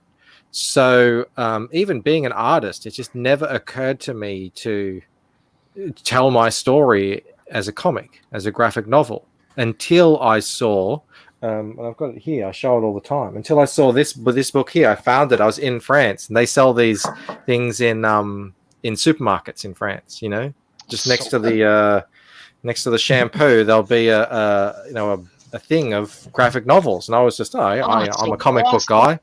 I'll look through them. Graphic novels. Hardback. Yeah, this is 18 euros, which isn't cheap, but God, it was bloody worth it. I opened it up. Onto gorgeous. This.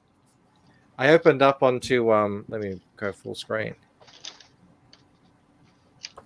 I opened up onto this. Oh wow. Beautiful. Amazing. Beautiful. And I was just like, I've never seen anything like this before.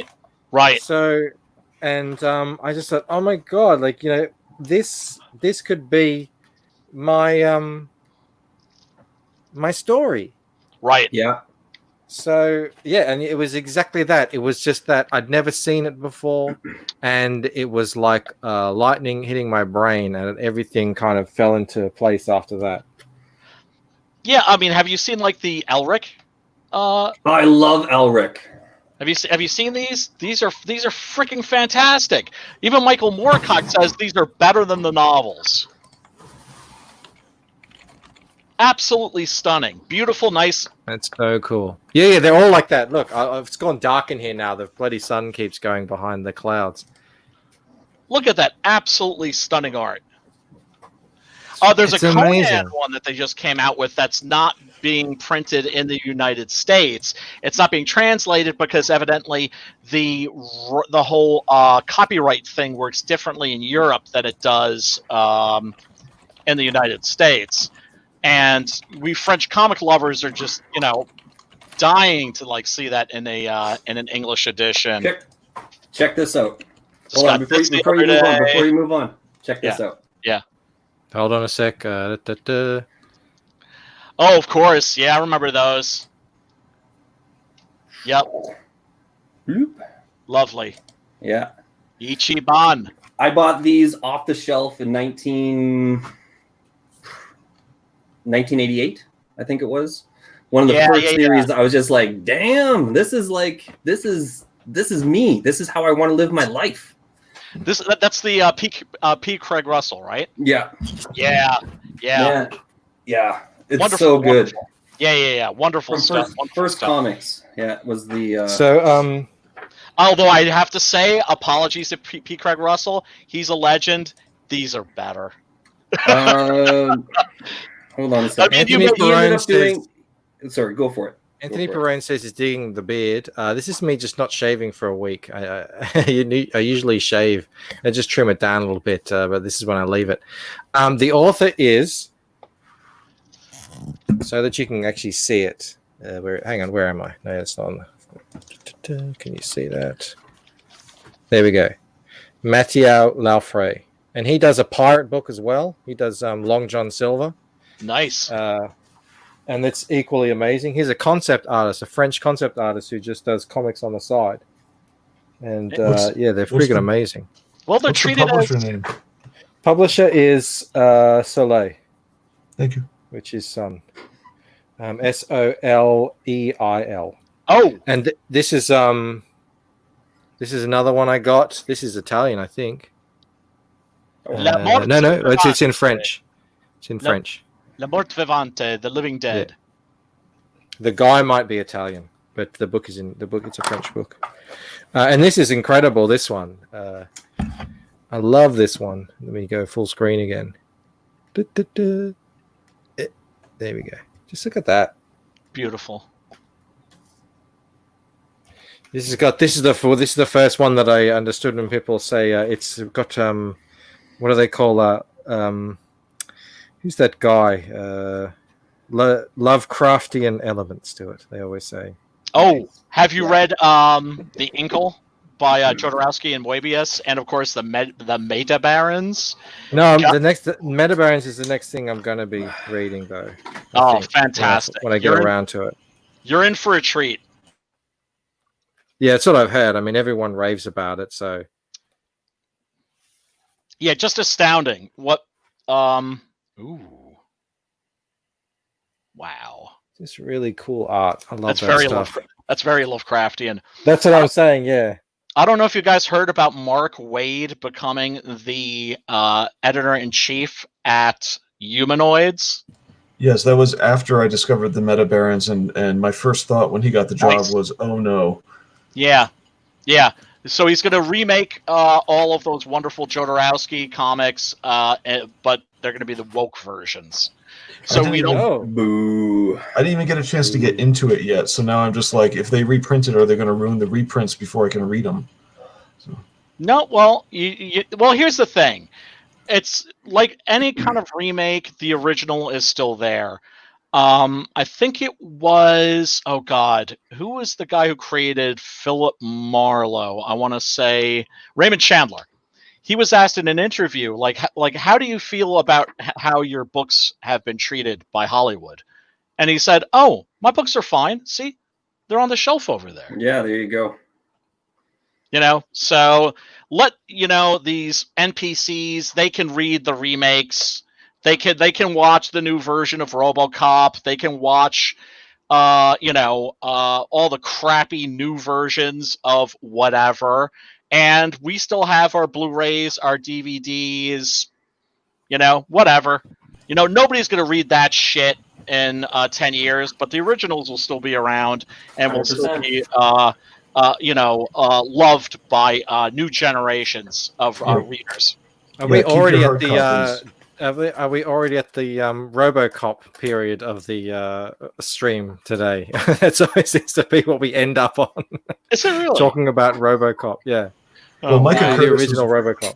really loved the Meta Barons, which confirmed, maybe I should be pursuing that.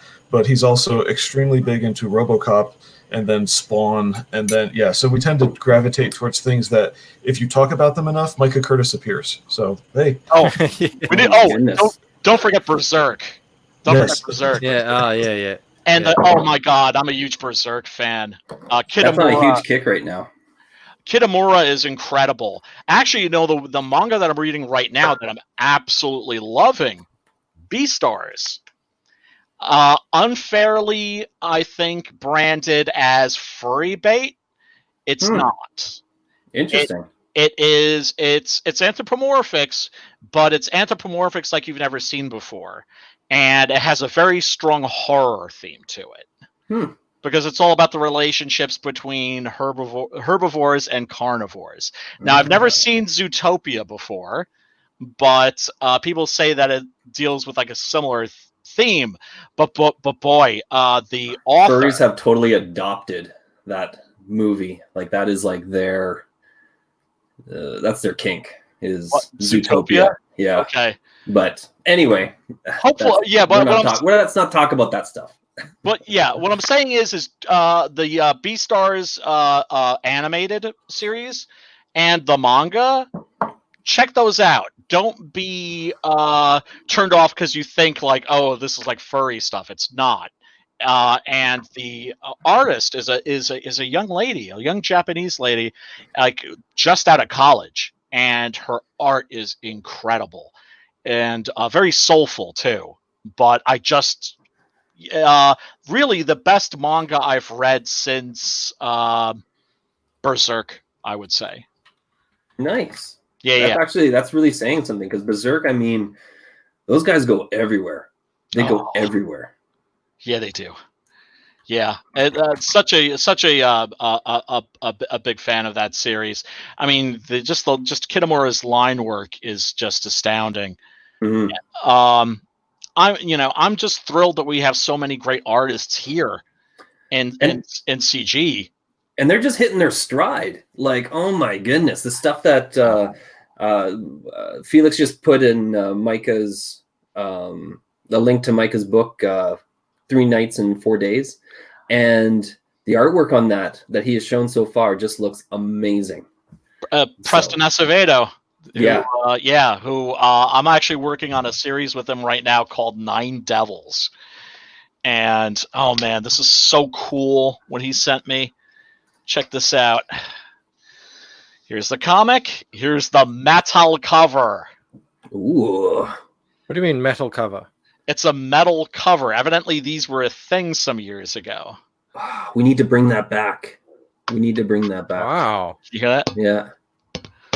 And this is the same kind of metal that my Highlander Queen edition is made out of. It's like a metal slipcase, and it's real metal because it's rusting.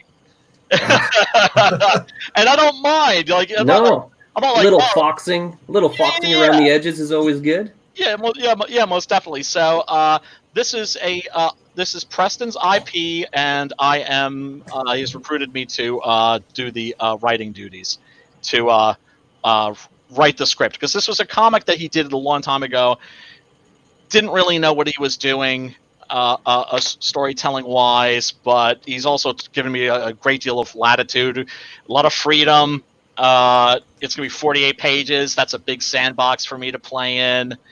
And he's just like, guy, just do your thing. And nice. I've already done all the research. I've read Paradise Lost at least 5 times, and have like a small library of books on the occult. Research material for horror scripts that I was writing. So that's so that's going to be a blast. Everything in CG is a blast. I mean, there isn't anybody who's putting out anything that isn't interesting. Every creator we've had on here, they've all had something unique that they're bringing out, something interesting in their characters, and they talk about their inspirations, and it's just like we all grew up with the same stuff, and yet everyone's coming out with something different. Like, I know. Yeah, the mainstream just doesn't have that. You can read Iron Man, and then you go and you read, I don't know, you go and you read Captain America, and it's like they're dealing with the exact same thing. It's the exact same story. Well, yeah, that's because they're getting all of their artists off of Tumblr. It's all that shitty Tumblr art. You know what I'm talking about. And they're getting all the writers off of Twitter. Yeah.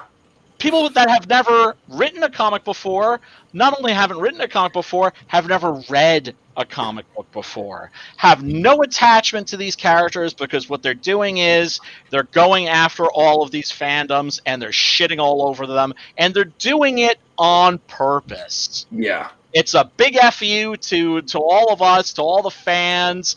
I mean, have you seen the soy version of Thundercats? I mean, it's heinous. Unfortunately. It's heinous. Not even that. I'm not even a Thundercats fan. But Bancroft has a great video where he shows Thundercats off to his daughter, and she's just like, "What the hell is this?" With not so many words, but she's like, "I don't want to be mean." Is that the one? Yeah, that was the one. I don't want to be mean, but and because everyone was saying at the time, it's not for you. You man babies, it's for children.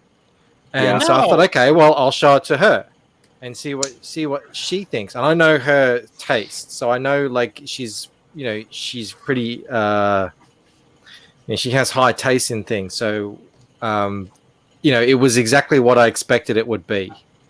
What the hell is this? Like she was like, had this nervous like am I supposed to be laughing at this? What do you want? And it's funny because that ended up being my most popular video. I think it's on like 10K or something, and it just I mean, I get comments on that almost every day from Thundercats fans, and they're like, "Oh, you show her this, show her this, show her this." Like, guys, I don't want to turn my channel into a Thundercats show. Well, here's the thing: it's not made for children. It's made for SJWs. It's that creepy Steven Universe art, right? Yeah. Mm-hmm. Now, when I saw Steven Universe, I thought, you know what? Great, wonderful. New characters, new design. You know what? Do their thing. Absolutely. It's not for me. Mm-hmm. Right? I look at Steven Universe, I'm like, you know what? It's not for me, but it's well made for what it is, and it's for that other audience. That SJWs, go make your own art. Mm-hmm. Right? But no, they have to shit all over ours. Well, my kiddos, I bought one of the very first cartoons I think that they really got into was the original Thundercats. And we used to binge watch that all the time. That's all that they wanted to watch. And then it was the real Ghostbusters. That was the next thing that they wanted to get into. And then this stuff starts coming out, and they're just like, I don't like cartoons anymore. And it's just like, wow. Yeah, that's crazy. Yeah, and you look at why have Marvel and DC gone tits up? It's because they made all their comics SJW, and then the SJWs don't show up and buy the comics that they demanded. Go broke. Yeah, exactly. So these are products for an audience that literally doesn't exist. Well, here's the thing: if you're going to, why are you making a show, Thundercats, for an audience that didn't grow up with it? Yeah, and like, why are you bringing back that franchise if you're not going to bring it back the way that it used to be, right? Like, the reason it was popular was because of the way that it was made, right? Yeah, but you can also do a new spin on it. The new He-Man series that they did, I think 10 years ago, was awesome, right? And I didn't watch it. It had a more of a Robert E. Howard sword and sorcery feel. Oh, that's kind of cool, though. Absolutely. Yeah. So you could do something new, but make it awesome. You could take something and make it maybe more badass. Mm-hmm. You can make it more. You can make it higher T. Inject the testosterone. Don't remove it. Yeah. Well, they can't create their own stuff. They have to either corrupt something or do some type of weird adaptation. Well, here's the thing: More we're sitting here all the time saying this was so cool back then. This was so cool back then. Make more of this stuff, and they're like, well, we can make something for us. We can take your thing and make it better. And Yeah. and it's just like, yeah. Make it soy. Antoine Dennison in the chat says, wasn't Thundercats Rankin Bass? Yeah, it was Rankin Bass. Yeah. Let's watch this video I made, because this is right on what we're talking about. Absolutely. I love it. Oh, I love this too. Hold on a sec. I can't. Hail Every time I Bancroft. do that, This is so good. every time I go full screen. Oh no! You know what I've done? I need to go share the tab. That's it. Michael, did you do the animation on this? It's all him, man. Really? Yeah, On all of it's these. the animation and like the You cutting didn't up know? the jokes and everything. Oh, damn. Oh, you didn't He's know? a one-man army. Yeah. You better call somebody. Hail. Comicsgate started because Marvel Comics opened the door to left-wing activists. They say, nice hobby that you have. It's a little bit sexist, don't you think? Maybe you better let us in to fix it. Bitch, it wasn't made for you. You had no business coming in here and ruining it. You killed the comic book industry, and you weak-ass fat beard cucks who let these bitches come in here and make it unhospitable. Tell the fans that they're Nazis if they don't like their characters being destroyed. And nobody wants to speak out. Going to be like, oh my goodness. Even though he is 100% absolutely right about this problem, I do not want to be attacked by cat ladies on Twitter. I'm afraid of that blue-haired land whale. I'm fucking Ahab. I'm Captain Ahab of the blue-haired land whale. Fuck them. This hobby means something to so many people. You be Captain Ahab too. Tell the truth. Talk about what's gone wrong. Because if you don't talk about it, and if you're afraid, then this hobby over the years will be gone for good. Now, I'm afraid the comics as we have understood them are dead. The comic book industry as we have known it is dead. But comic books are you. The comic book industry is you. If we're not going to fix this, nobody is. They're going to sit there and go, it was because of COVID. We don't know what happened. It's just suddenly... Left-wing activists came in and decided to take over this industry, spit in your faces, and destroy what you loved. Wake up. That is what happened to the hobby that you cherished. What classic stories are coming out of the social justice warrior generation of comics? Nothing. We're not worried about secret identities anymore. We're worried about identity politics. Oh, we got to represent more people. Why don't you entertain people? Why don't you stop applauding yourself? 2017 Marvel Retailer Conference, some brave retailers stood up and said, I can't sell this shit. You're changing Thor into a woman. I can't sell it. Where is Bruce Banner? Who is this little Asian kid who enjoys being the Hulk? Fuck this. I can't sell it. You're killing my store. I can't sell these comics. And you know what Marvel did? Marvel made fun of them. Called them bigots. Said, we hear you. You're saying you don't like women. And it was over. It was over at that point. It was just over. The comic book industry was dead. Ends on a little somber note, but I guess Beautiful. it's appropriate, isn't it? Absolutely. Can we go back and focus on Spider Person? Because that's a really quick cut there. I want. There's so much happening. Brian in to one We soak got it to all represent in. more people. Little earlier. Come on, YouTube, be nice. There we go. Just look at the detail in there, Brian. There's so much happening. Oh God. Yeah, you're right. You're right. You do need to have a longer look at that. Yeah. Smang or no smang? I check. Who knows what you will be smagging? I mean, who knows what's available down there? Right. Exactly. You got to get in there to discover. Yep. It's a journey. It was done on purpose to make people go back and watch it again. Oh, that's great. Brilliant. The fabulous Spider Person. These are so cool. Yeah. Absolutely love these. Yeah. I just wish I had more time in the day to make them. Yeah, I mean, I keep wanting to do like a YouTube animated series, like a bunch of animated shorts, but they're like wrestling related. About Haku, the Tongan Terror, which I don't think you'd be very enthusiastic about. But I am going to put out a call, I think, on the Twitter and say, hey, if anybody wants to jump in. Yeah, I mean, well, look, I like that people can do things that reach out to other groups of people who are going through something that's tangential to what we're going through. Oh, dude. Mm-hmm. I mean, professional wrestling is right now is unwatchable because it's all scripted.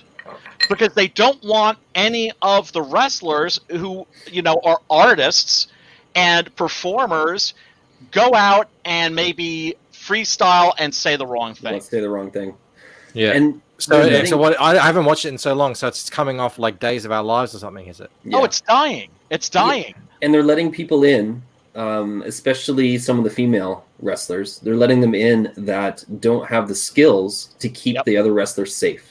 Yep. And there's a couple of them that have suffered some actually significant injuries that have put them out. Absolutely. Because the wrestler was put in there based on agenda, not based on their skills.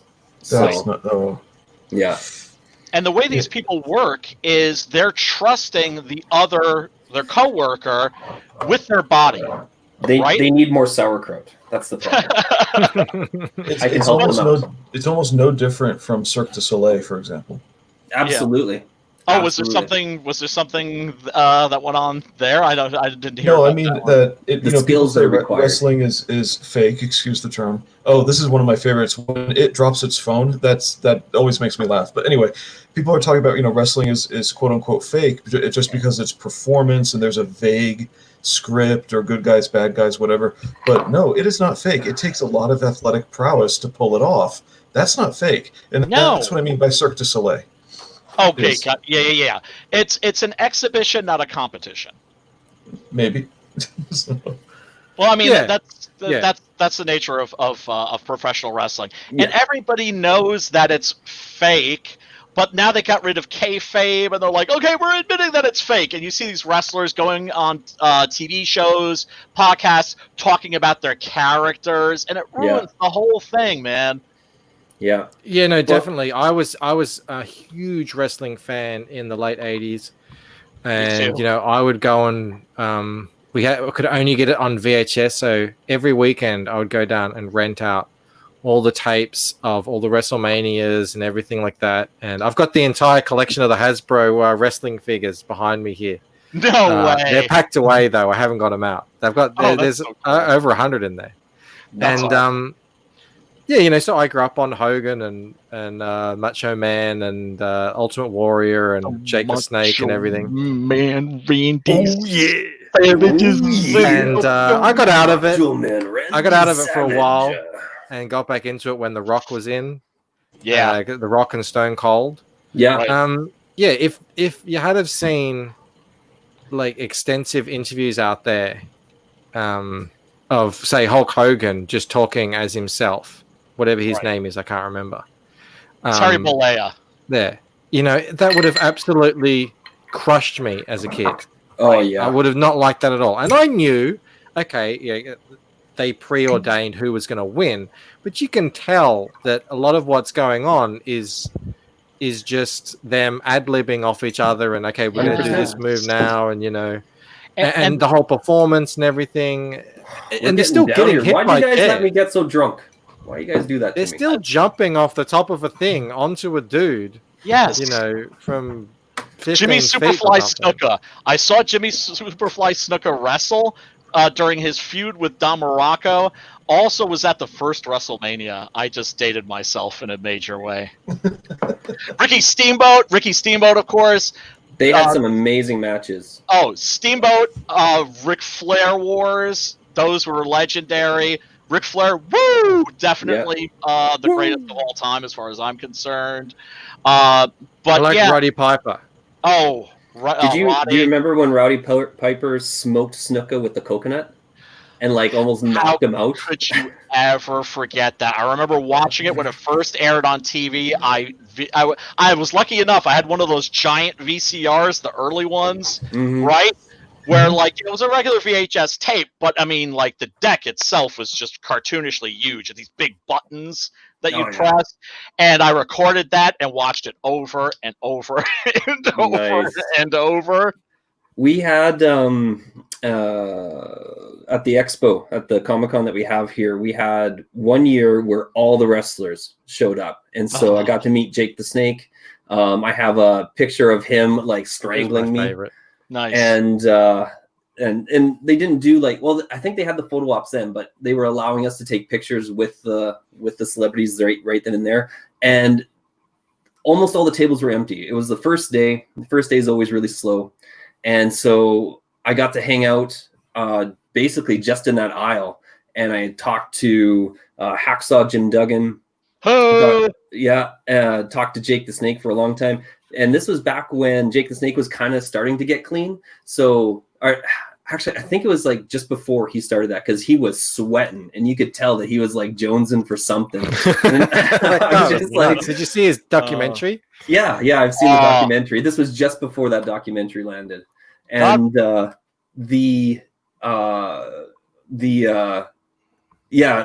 these two kids were going up and they were like acting like the biggest pansy ass bitches. They're just like, "Hi, Jake the Snake, you know, you're our favorite wrestler. We love you so much." And I was just like, and I'm standing behind them. I'm looking at Jake the Snake and he's looking over at me. I'm just like, "Bitches." And he's like, and then I get up there and just like look like you're choking me out, man. I mean, I don't know how much closer I'm ever going to get to a ring, but this is as close as I need to get. And he's just, so it was, awesome. I have two brothers. So, I mean, during that whole period, every weekend, we would get the mattresses out. And we'd be suplexing each other. And there's some really embarrassing photos out there of us like dressed up in my mom's leotards and like wrapping funny things around our arms to be like Ultimate Warrior. We would play knocked down a shed trying to jump off of it onto each other, and the whole shed ended up collapsing underneath me. I was just like, "Oh shit!" We had our intro music and everything. I remember when I was a kid, and I'd see like a trailer that would be on the back of a car, and it would be like it looked like a cage from a cage match, you know, because that's where they put the leaves and stuff in, or branches and stuff. Like, oh, I would love, you know, if we could have one of them. We'd do cage matches at home. Yeah, I mean, you know, wrestling and the comic book industry have always been sort of, I don't know. I wouldn't.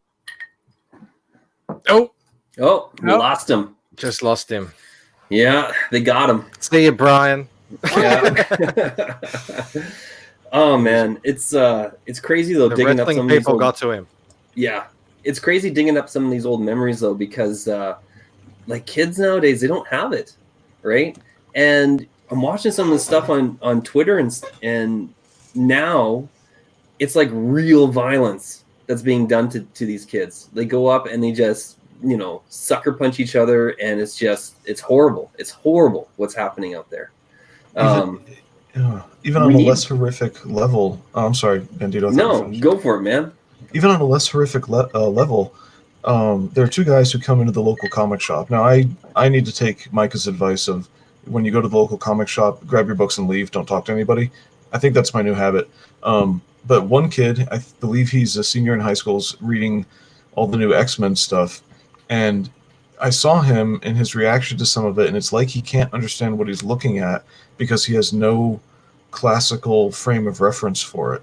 It's just, you know, everything is okay because it exists kind of stuff, which is what the new X-Men stuff is brainwashing people into. So he wants to see the next book because to him a story is just stuff happens next. Yeah. And so that was a little bit sad to see. And then another guy, a little bit older, I believe he's like 22. He finally said one of the things that I've discussed with the shop owner, but I don't say things in front of other people because I don't want to cost him any sales. So this other kid comes in and he started talking about the X-Men a little bit, and he sort of worked his way around to they're villains. Why are they villains? And it was just really sad to see that these people don't have stories that are going to stick with them, you know, very much like what Ethan was saying. And that they don't. The older guy got it, but eventually, he blew all that money on these books that he eventually hated because the X-Men are now villains.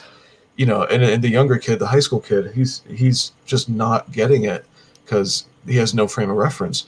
So you're saying that there's real violence being done to each other, and on the internal side, they have nothing going on in there for the most part. Now, you'll be surprised when you talk to a kid and suddenly they have this bright insight or something like that. But what I mean is the culture that they're being fed or force fed, it just takes away what little they may have. So, there you go. That's my tirade. We have lost our heroes both in reality and in fiction. And I remember when Superman, I think I've said this many times, it's a mantra of mine. When Superman was killed, Douglas Copeland had said, "It saddens me. I've never bought a Superman comic, but it saddens me that Superman has died because I always liked the idea that there was someone out there who just did good things." Yeah. And we have lost this ability to say, hey, we should be doing good things.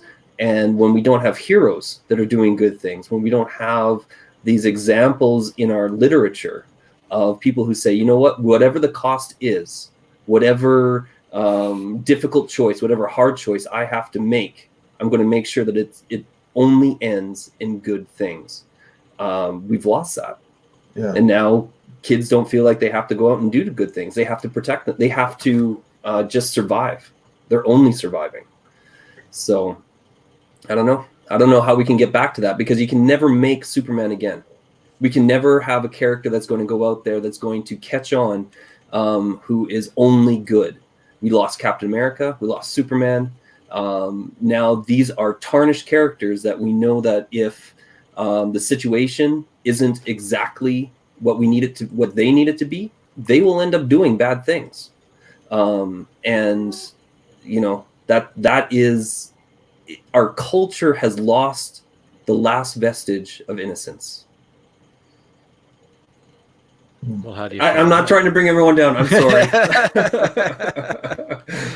That was actually very succinct too. Well done. Well done. It must be the cigar. Can we hear you, smart. Brian? I think your mic muted. isn't working or something.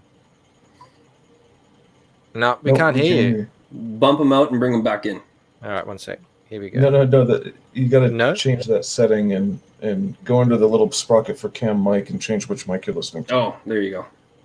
For him? For you, Brian. There's a little sprocket down at the bottom that says Cam mic. It's all good, apparently? Yeah. No. Can you hear me now? Okay, there we go. Okay. I was just saying, like, Michael, that's your next animation right there. Yeah, I was just seriously. Bandito, that's exactly the case. They are harming the culture, and I mean, I am a little bit more optimistic than you and some of the other folks, because I think these characters are too precious. That they will come back, that we will have them back, that they will be restored to their former glory, that these SJWs, they're basically taking a big shit all over these characters, but shit wipes off. That's the hope. I would love to see that happen. I just don't see the mainstream doing it until someone else takes control of it.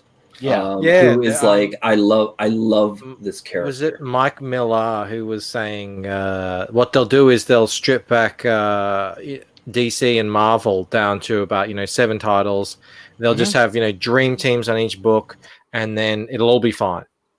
And I was just like, how are you going to get these SJWs who are at the top level, who've hired only SJWs, and you've also create a lot of bad blood with the actual professionals who are still around and capable of writing or drawing, because you've ignored them for so many years. Because you've been hiring people because of their haircuts or the color of their skin or whatever. George Perez is no longer making comics. So there's plenty of people like that who would just screw it. I'm out, and they've washed their hands of it. Yep. How are you going to filter out all of these people when they're sort of the fabric of what makes up the industry right now? Exactly.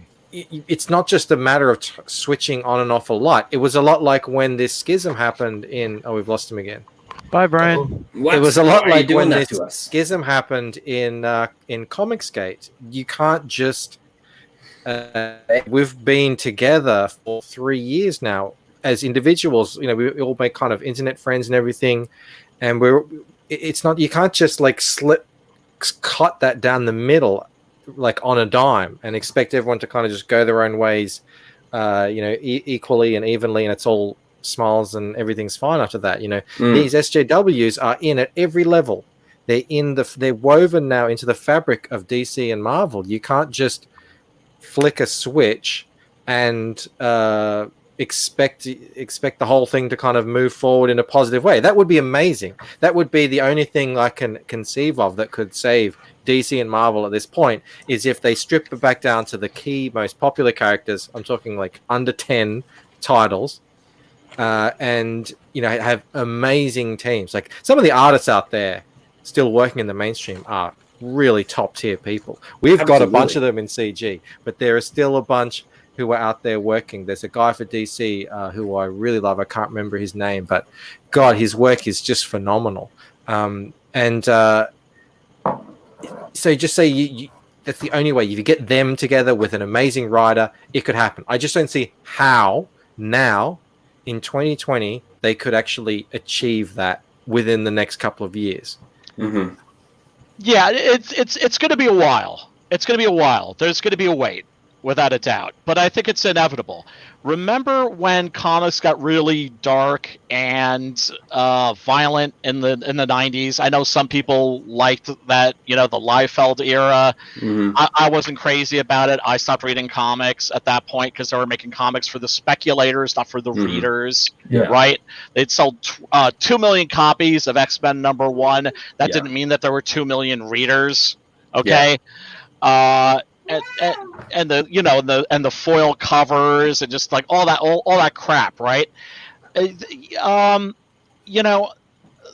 people that dropped out of the comic book industry, or I should say dropped out of the fandom at that point, they came back, and they came back because I think it was DC went to Grant Morrison. They flew him in and they were like, how do we make comics good again? And he said, very simple.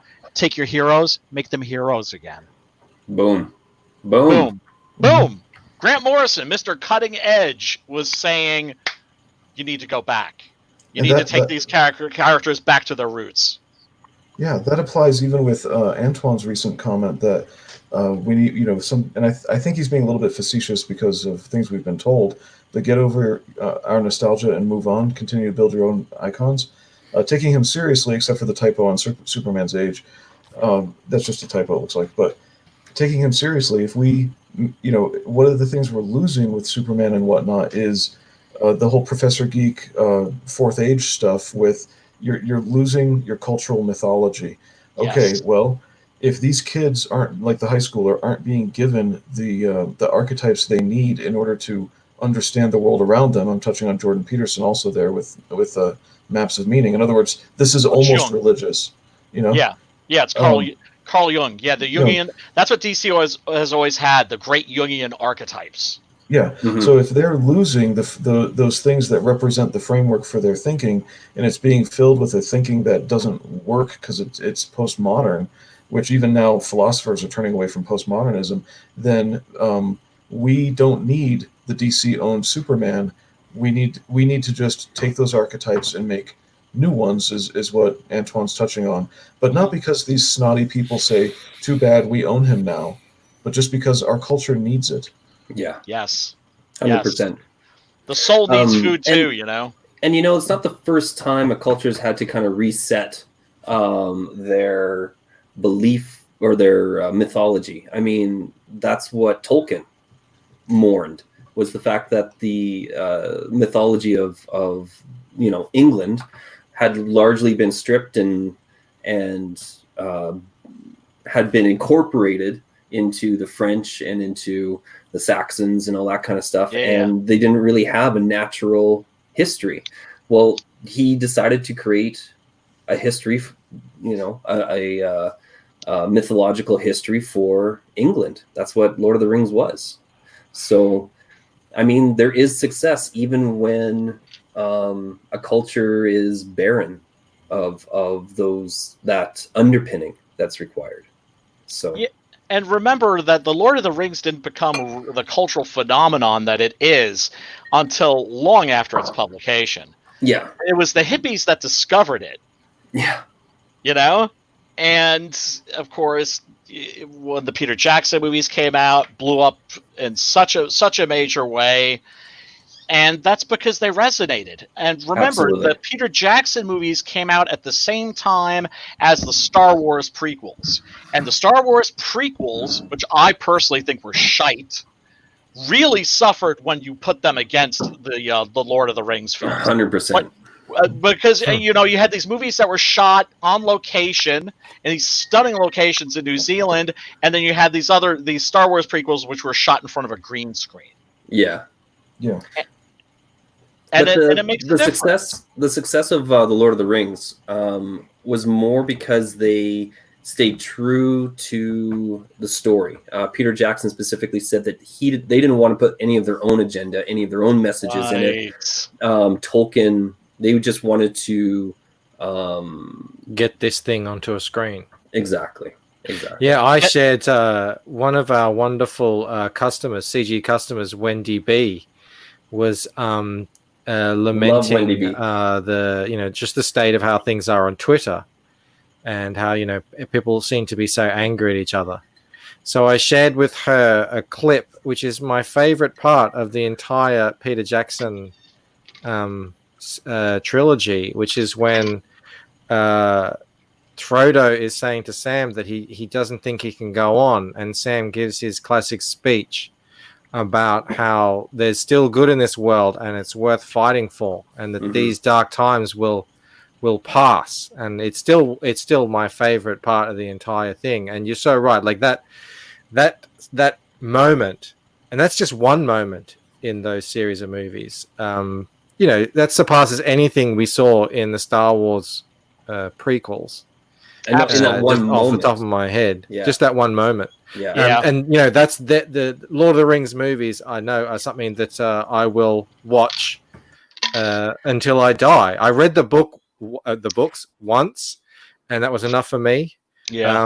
I'm not going to do a what's his face and read them every year, because just reading it alone was Christopher Lee. Yeah, just reading it once, I felt like I was actually part of the Fellowship. It was a journey of freaking.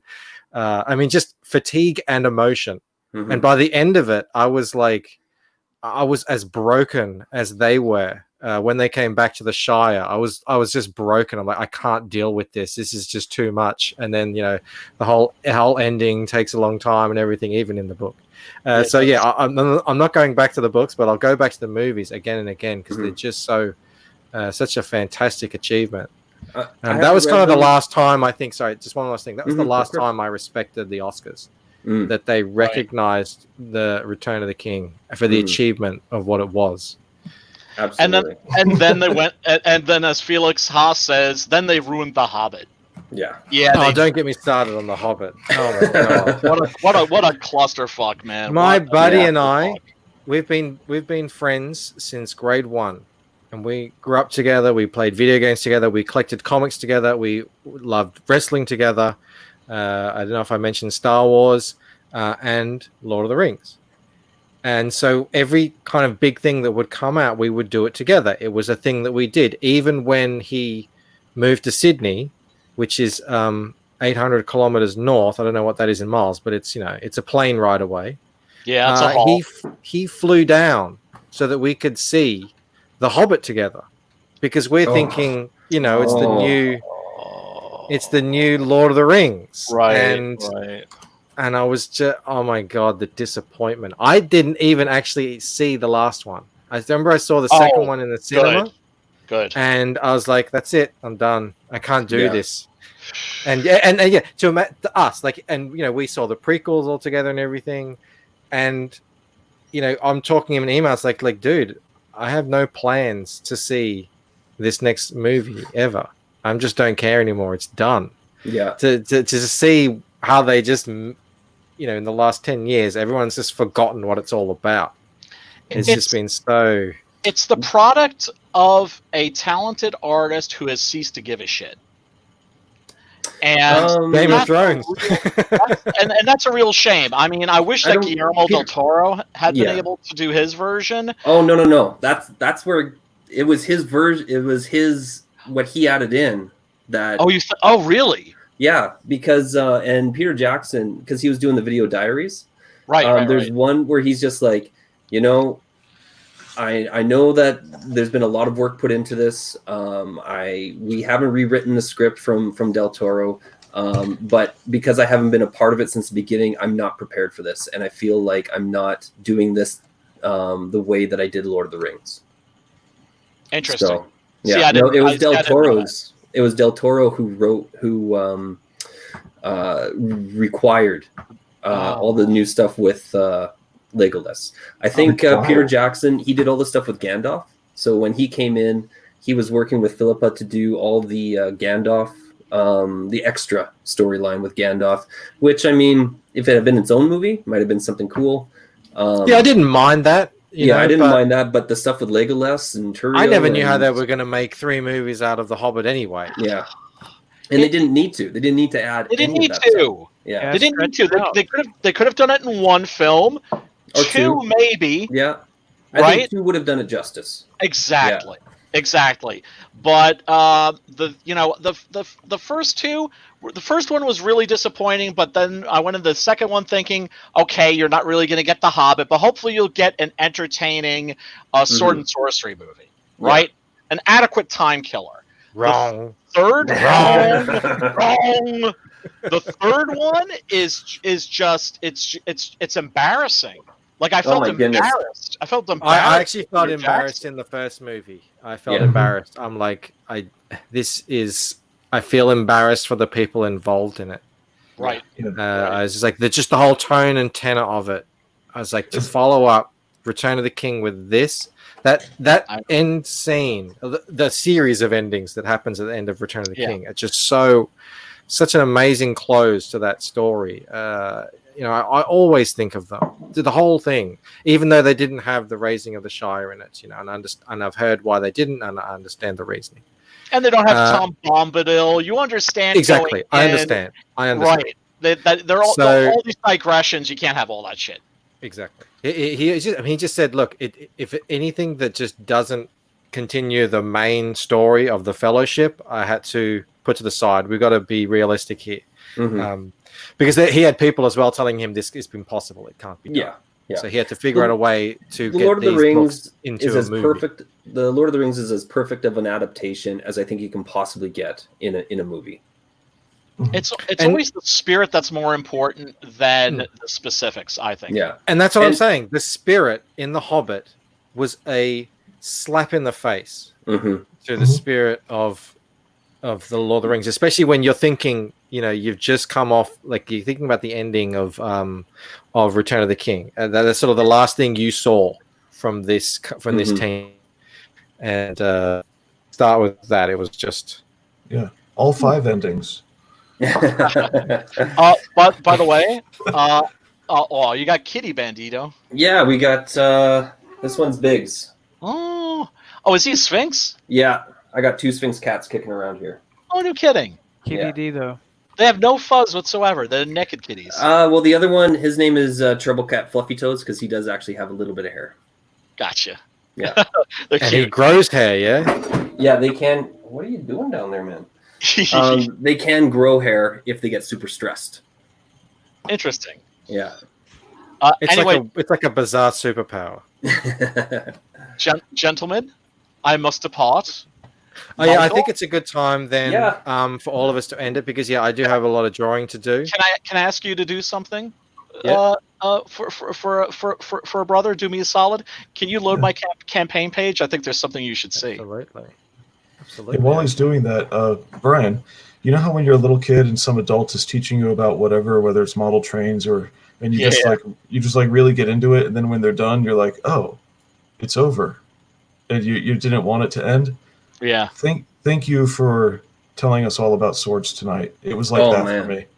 That was super cool. Yeah, that was great. Any- I love any it. We old- should any do old- any more old sword time. talking. Any old time. I Look, think we all love that stuff. Yeah. this was a blast. I got more upstairs. I've got them handy wherever I am in the house.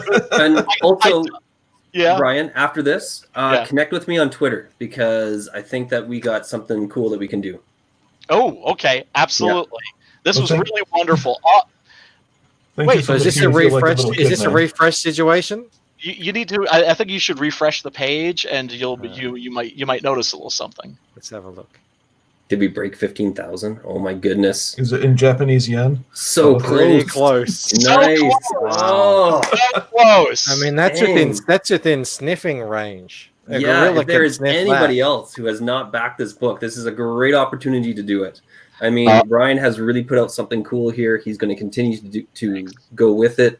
And, there is, you're getting your money's worth in this campaign. So, Hey, and it's already. that's the thing about this campaign. That's a lot of money's worth in this in what he's offering here. So, and we saw the art earlier, and we heard the story, and we love the man, and we love his swords, his wider range and variety of swords, and his. Don't forget his well-balanced bookshelves.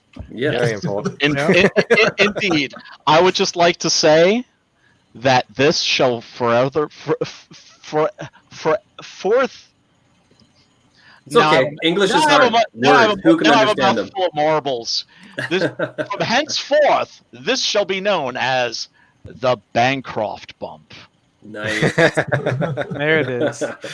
That's excellent. I'm so happy for you, man. Thank you so How the much. chat, everyone, especially the people who have backed this wonderful campaign, that's so generous, and really thankful that you've done that on my show, and I'm so happy for Brian. We're happy for people when they succeed. Oh my goodness. Because they're great people, and we love to see, Thank you so much. CG and everyone just, being successful and making a lot of money, because that means that we can bring out more awesome stuff. And we can always bring up more sauerkraut. And yep, we can buy more sauerkraut because we need that. Swords.